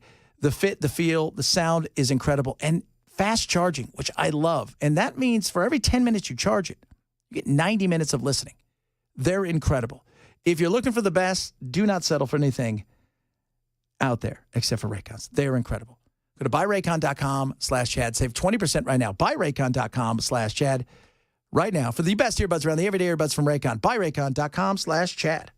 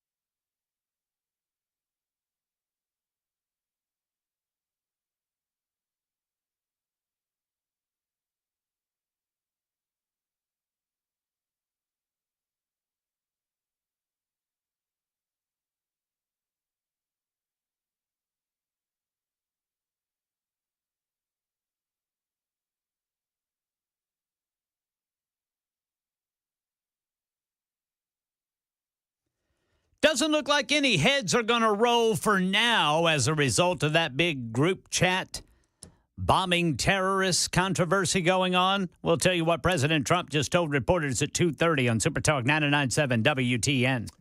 How stressed are we? According to Wallet Hub, the sixth most stressed state in the country. Only Mississippi, West Virginia, Louisiana, Nevada, and New Mexico are more stressed than we are. So stressed out. One of the big things is apparently family-related stress. We're very high on the list. What do we have to be stressed about? The only thing that I could complain about would be traffic. Yeah, I don't know. I mean, Life they is always good. do these things like access to a beach. How many museums do you have? It's always one of those things, right? We have plenty of museums here in Nashville, and I don't go to them. Yeah, well, that's what I always laugh when you see like the happiest places on earth, and it's based on or whatever. They start basing it on stuff like you said, museums. Oh, your chance to get to a Michelin star restaurant. Yeah, one of those type of surveys came out and said Finland was the happiest country in the world. Yeah, nobody in Finland is that happy. Well, they're all up there, wishing the sun would go down. Well, you were not here for that, but they were happy based on. Are you ready for this? Their belief and trust in the government. That is sad. Because during COVID, they allowed their people to make their own decisions. And so they're like, we trust you.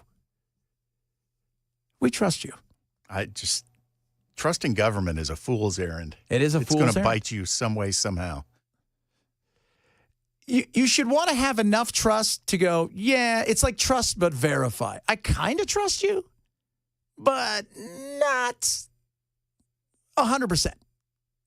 Like 51.5% trust. I'm still showing up to the gunfight with a gun. Absolutely, 100%. I mean, we should all do that. Like, you trust but verify, and government is that way. But when I look at these things like Tennessee is the 6th most stressed state, then you start reading, it's like, okay, how many Michelin star restaurants and how many access to this and what about diversity? And it's like, okay, what does that have to do with stress? What does that have to do with stress? Oh, goodness me. Yeah, I don't know if I don't think any heads are going to roll in this, but a lot of people think that Pete, like on the text line, think that Pete needs to go. Headset. It's definitely an embarrassment.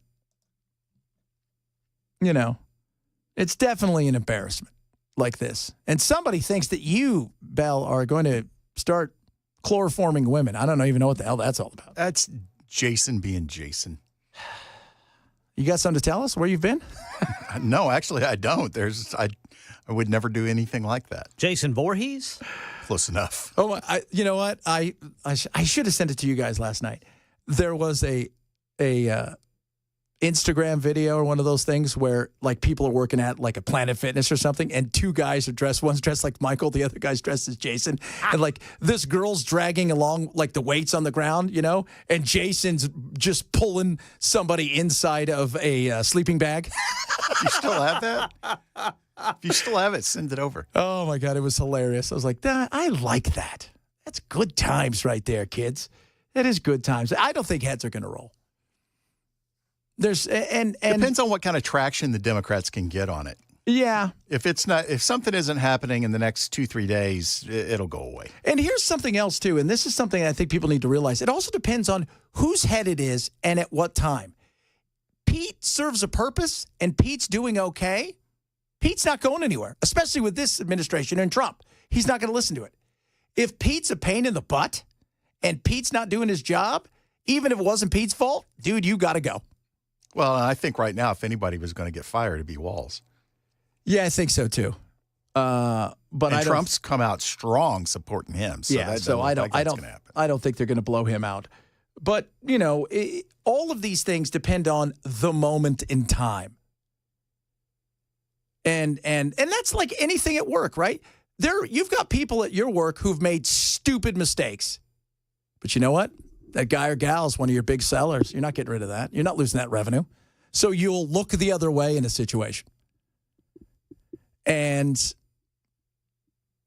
so so much of it is, again, the politics of it all. The politics of it all. And right now, Pete, he fought hard to get Pete in there. He's only been, and right now, removing Pete or having Pete resign would be a situation where it doesn't look good for Trump that, man, your guy was already here and, it's amateur hour and you had to blow him out within the first, 6 weeks or 4 weeks of him just being the head of the Pentagon.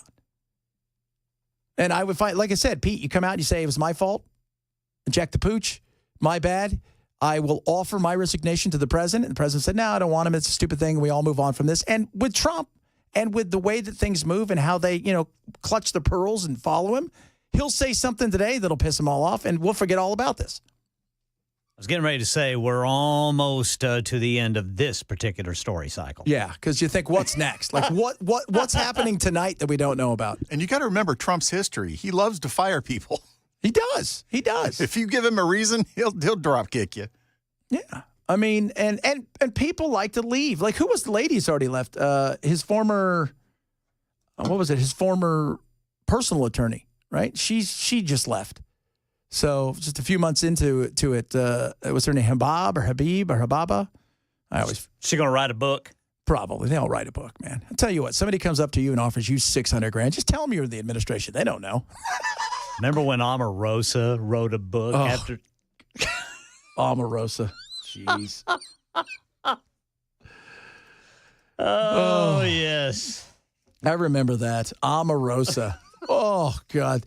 Think about that. Think about that first term and how far we've come. Do you remember who was the guy? Scaramucci? Scaramucci. He was there for 20 minutes. Yeah, like, who the hell's this guy? I don't know. I met him at a party. I'm going to make him my... He's press secretary. My press secretary. Yeah, he jumped at the chance to take the job, and then when he got let go, it was like, oh, Trump's the worst thing in the world. Well, why'd you take the job then? Because I wanted to put it on my resume that I worked there for an hour and a half. Now they measure everything at Scaramucci's. How many Scaramucci's? He was 35 Scaramucci's. Coming up, we'll talk a little infrastructure, bunch of other stuff straight ahead. It is Chad Benson Show, Super Talk 99.7.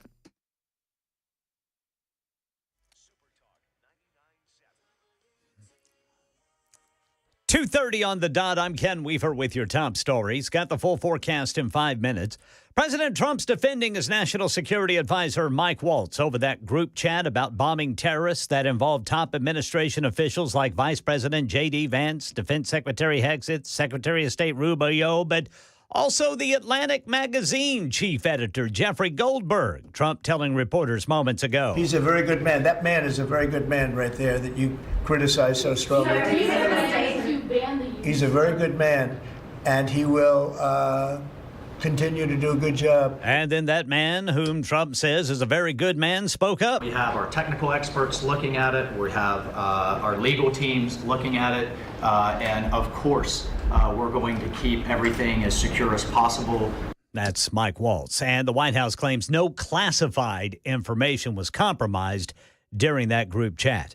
Russia and Ukraine reaching a limited agreement brokered by the U.S. and Saudi Arabia. We get the details from Patrick Reevell at the Foreign Desk. This agreement is still very far from a real ceasefire. Russia and Ukraine have agreed to halt strikes on ships in the Black Sea. It basically resurrects a previous UN-brokered agreement from 2022, where Russia agreed to stop targeting cargo ships carrying grain from Ukrainian ports. In exchange, the U.S. has agreed to ease sanctions on some Russian companies involved in agricultural exports. Ukraine and Russia have also agreed to work on ending strikes on energy infrastructure. And right now in Tennessee, charitable organizations will be liable if a migrant they house commits a crime under a bill introduced to the General Assembly. The sponsors say House Bill 811 is to be a deterrent for organizations that are not turning in undocumented immigrants. That's the latest news. Weather's next. I'm Ken Weaver, WTN News.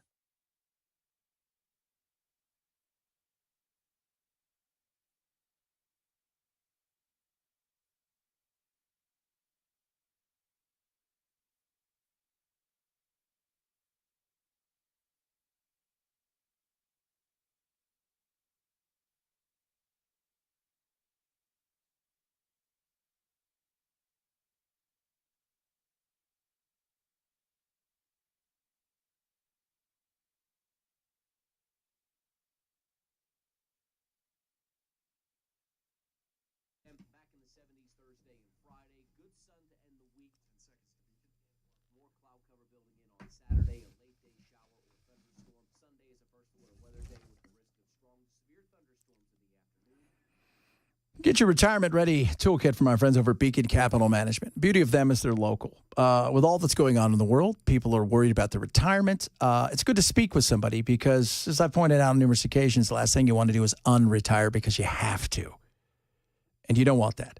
So why don't you call Beacon today, 615-488-9303, 615-488-9303, and get the free Retirement Ready Toolkit. Now, there is no cost, no obligation, and absolutely no pressure. This is what they're going to do. They're going to get you a Money Enough for Life book because you're going to be living, and you want to make sure you have enough money for life. A free retirement planning checklist and a Maximize Your Retirement Income white paper. Again, there's the beauty of them is not only are they local, they're not going to be on the phone every 10 minutes going, be with us, be with us, be with us. Their whole thing is, let us show you how you can retire for life. That's why it's your Retirement Ready Toolkit for Beacon. So call them today, 615-488-9303, to get your Retirement Ready Toolkit, or find them online at askbeaconnow.com.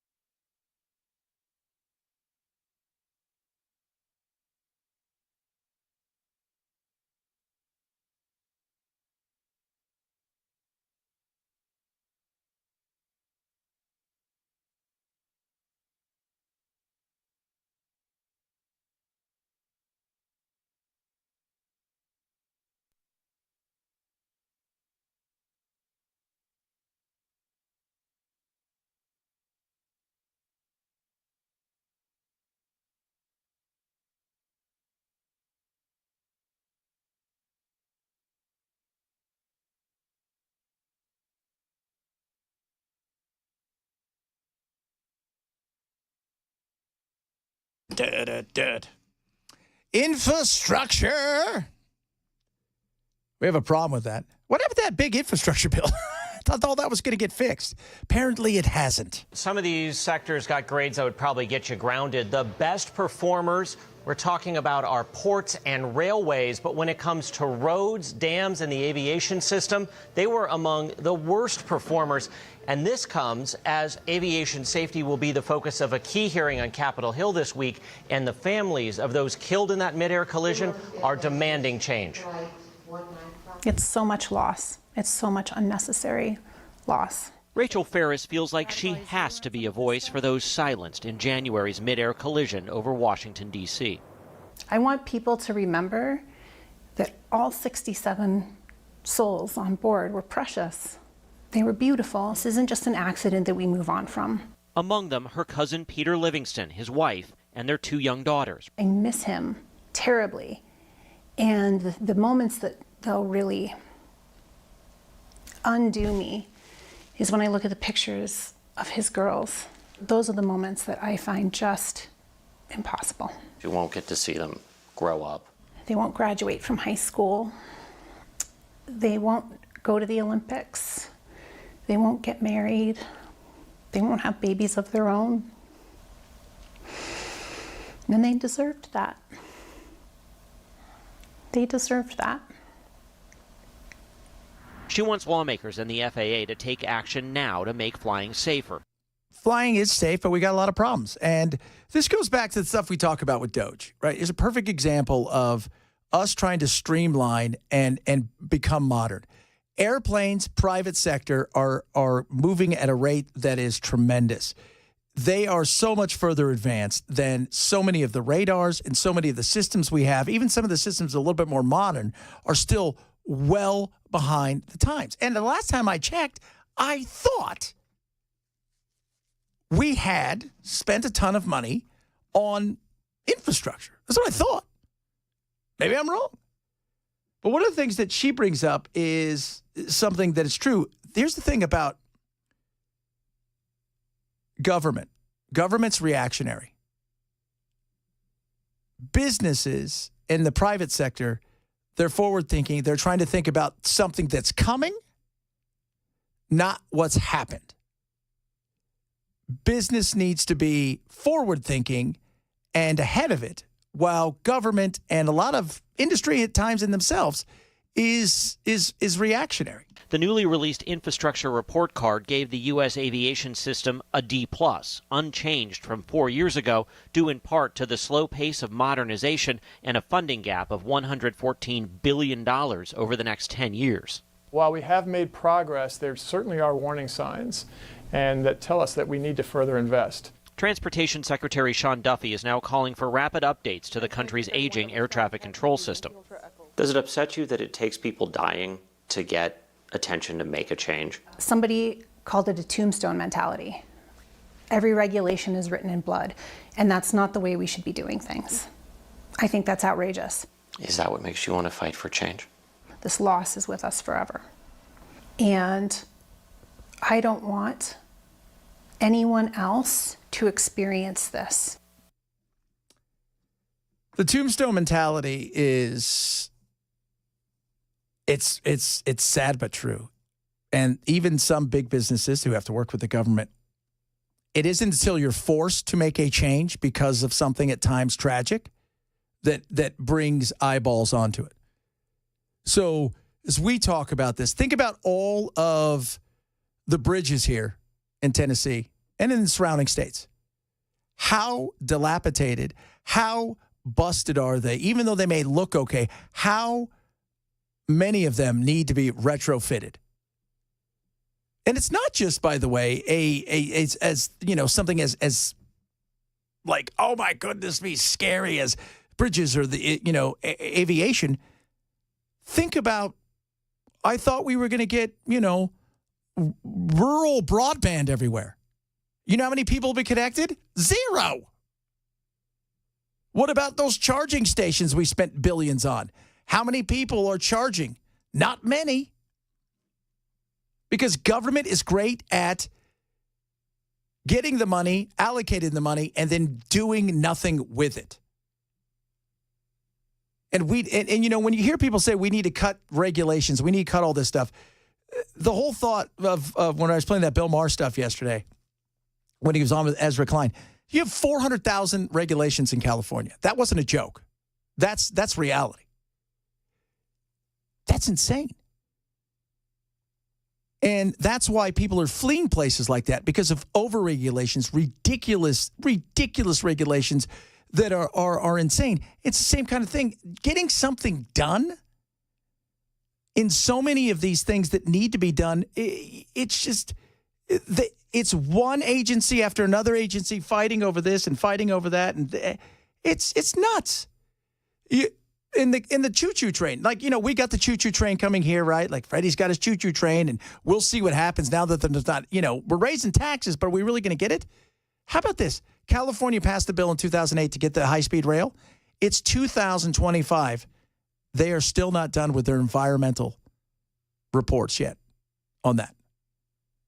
Now, we won't have it that bad, but just to give you an idea, when you get federal money, they're going to ask for certain things. When you get this, and this is if we get federal money, it is crazy.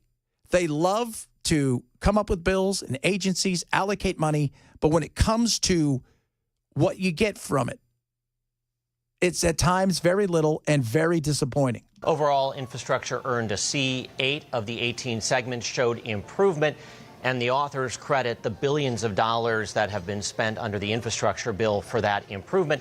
The underperforming sectors have large unfunded gaps between where the funding is now and future needs, as well as need to focus more on resiliency against severe weather. And we've seen that with the weather we've had here, and we're going to continue to see some of that stuff. But if your stuff's weak, the weather doesn't have to be that bad to take it down. So this is another one of those things. All right, government, you've allocated tons of money. You're looking for all this kind of stuff. What are you going to do with it? Where is it? Why haven't you built but a few of the charging stations? Why haven't you put rural broadband in many places? I lived in a rural place. I was out in Arizona, as I like to call it, the Valley of the Dirt People, before I moved here. We didn't have broadband. We didn't have rural anything. You know what I did? To get actually very good internet, we went to Starlink before Starlink was like a thing. I mean, we ordered it several months before it came out. It finally showed up, and it was a game changer. It was amazing. But we were promised all these rurals, never got any of it. Never did. They love to talk the game about money. Rarely do they deliver it. We move from there to the border. This is a VP of the Border Patrol talking about Biden and his open border policies at a hearing. President Biden's executive actions and inactions during his term resulted in an unprecedented security and humanitarian crisis along our borders. It didn't have to be this way, and we have to do whatever we can to prevent it from happening again. Not only was the entire world encouraged to essentially illegally cross our borders, primarily with the goal of abusing the asylum system, but it caused our agents to be sidelined, left unable to do their jobs. Our job shifted from that of law enforcement to that of processing asylum claims, since sitting behind computers on a virtual assembly line while illegal aliens disappeared into the country because we weren't there to do it. And a lot of these folks were only discovered later after being arrested for all sorts of crimes, some of them minor and some of them horrific. To put this in context, during the 12 years of Presidents Obama and Trump, there were approximately 1.6 million gotaways across all 12 years. During President Biden's 4 years, there were over 2 million. That is massive. Think about that, over 2 million. That doesn't even include the amount of people that came here and were essentially ushered in. And what he was saying there is what my friends in Arizona, who are all tons of Border Patrol agents who are my buddies, and they were just like, we're glorified ticket takers. That's what we've become. And to watch many of them that I really befriended, playing pickleball with them, because I love me some pickleball, to watch how many of them took early retirement and were so frustrated with it. Went from, I remember when Biden won and, it was all said and done and Biden took office, you could see over the space of 6 to 8 weeks how their mood changed, how they realized we're not here for anything other than to be a ticket taker. And the frustration level went through the roof. So now things have changed. And like I said earlier, 96% drop in most places, 99% drop in other places when it comes to the border because they just don't know what to do. Now the gotaways may be the best option you have, but the thing is with the gotaways, you get caught and you're done. There's the due process and all the things you want to, that's gone. Bye-bye. You're out. So if you're coming here and your thought is, I'd like to stay here, maybe hope for the future, that isn't going to play that way. So I think, what I'm thinking is they're going to sit on the other side and they're going to wait. And they're going to see what the Supreme Court says about a lot of this stuff. And that's how that's going to play itself out because the cartels aren't going to give up. Like with fentanyl, right? They've really stopped the fentanyl in a lot of ways. You know what's up through the roof right now? Cocaine. Cocaine through the roof because they've got to make up their money somewhere because they're not getting the people across. And that became one of their biggest, if not the biggest moneymaker, was having the people come across and using them as, through the cartels using them over and over again. We'll see. We're going to wrap it up. Coming up here a little bit. Matt, I saw him wandering around. He is here. That I do know. We're going to have him in here as he gets ready to man the helm here. It is Super Talk 99.7.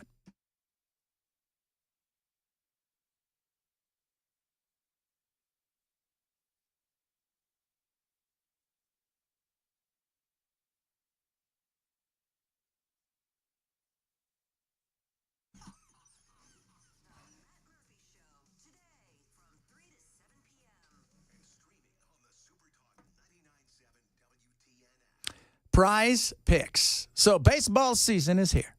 Fantastic. You got basketball season in full effect. Playoffs just around the corner. You've got hockey. You've got everything you could think of. And you could still win and win big. Taco Tuesday night. Great promos. But here's the thing about prize picks. You can win up to 1,000 times your money, and it is simple and easy. And I'll tell you, it is not about picking spreads. It's not about any of that stuff. It's fantasy done right. And you're choosing above or below, essentially. Above this or below this? Do I think that Shohei Ohtani is going to get more than 1.5 hits in this game? Above or below? I think above. Do I think, and here's the beauty of it, you can cross sports. Do I think Ovechkin, the great hockey player, is going to get more than 3 shots in this game? Above or below? That's simple. That's how easy that is. You're talking about the players, not the teams. Right now, here's a great thing. You go download the app, use my code Chad. So you go to Prize Picks, you download the app, you get $50 bonus the minute you play your first $5 lineup. It's that simple. Win or lose, you get it. You play that $5, boom, $50 bonus right into your account. Make sure you use my code Chad. Go to Prize Picks, download the app, use my code Chad now to get that $50 bonus. Prize Picks, run your game. Must be 21 and present in Tennessee. Gambling problem? Call 1-800-889-9789.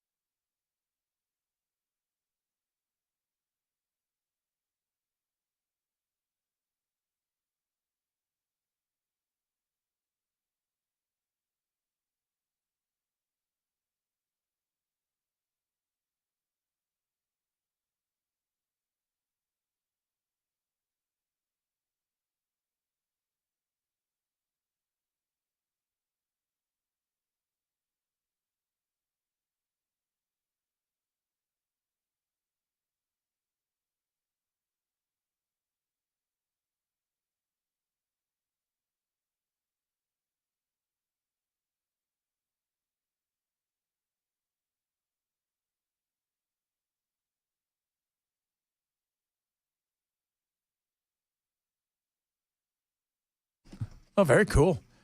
Apparently, Florida is going to be lifting the child labor laws, so kids at the age of 14 can start working.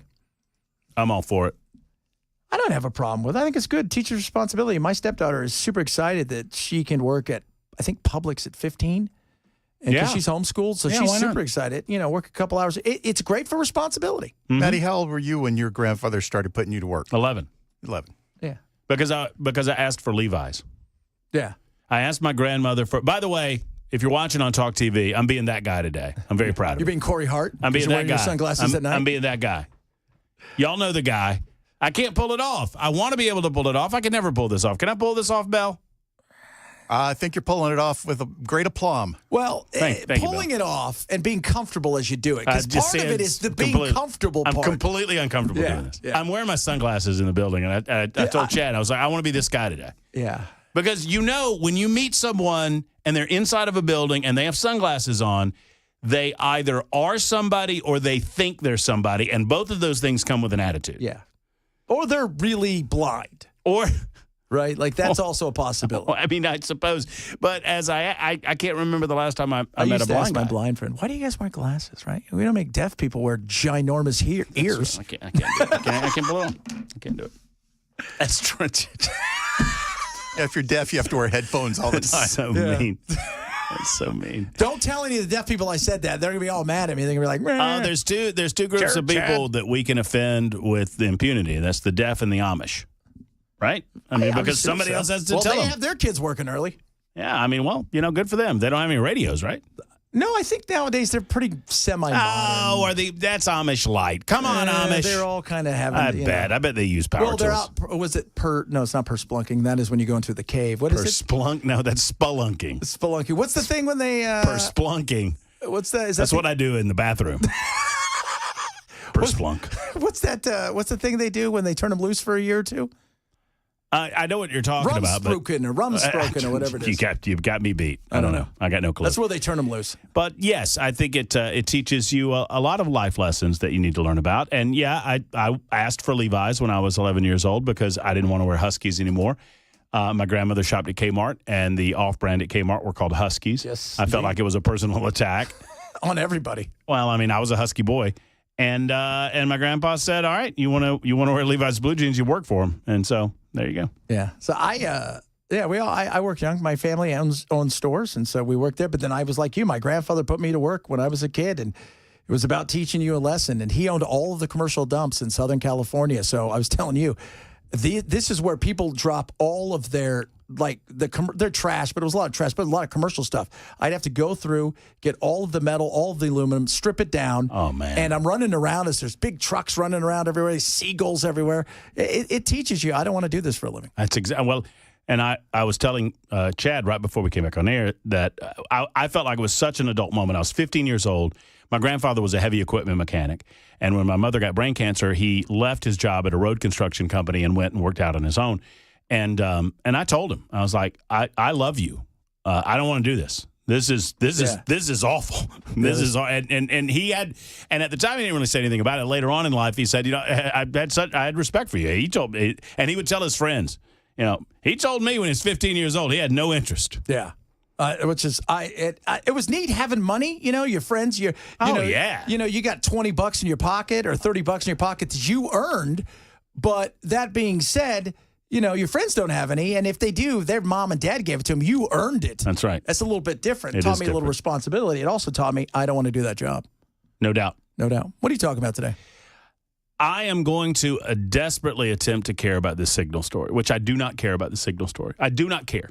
Man. I do not care. And the mainstream media is desperate to make us care. And I'm going to try. I'm going to do my best. Well, Ken and I agreed. The care is about over now. They're moving on. We're waiting for Trump to do something else so the story switches. I don't care. You know what I care about? I care about the fact that 13 Americans got killed in Afghanistan during that disastrous pullout and nobody did a damn thing about it. And the media didn't care about it. Yeah. And by the way, I remind everybody, they care about. that was the beginning of the end for him. And that cratered from there, and he never recovered. He never recovered. But anyway, we'll talk about that. We'll have Tim Burchett on. We'll ask Tim Burchett if he's running for governor. Yeah, that's a good idea. Ask him if he cares about the signal And we'll story. ask him if he cares and see what meeting the richest man in the world was all about, because he met Elon. So all right. See if you got any money from that. Maybe a little bit of loan. Spending cash. Matt's coming up straight ahead. Have a good one. It's Chad Benson Show, Super Talk 99.7.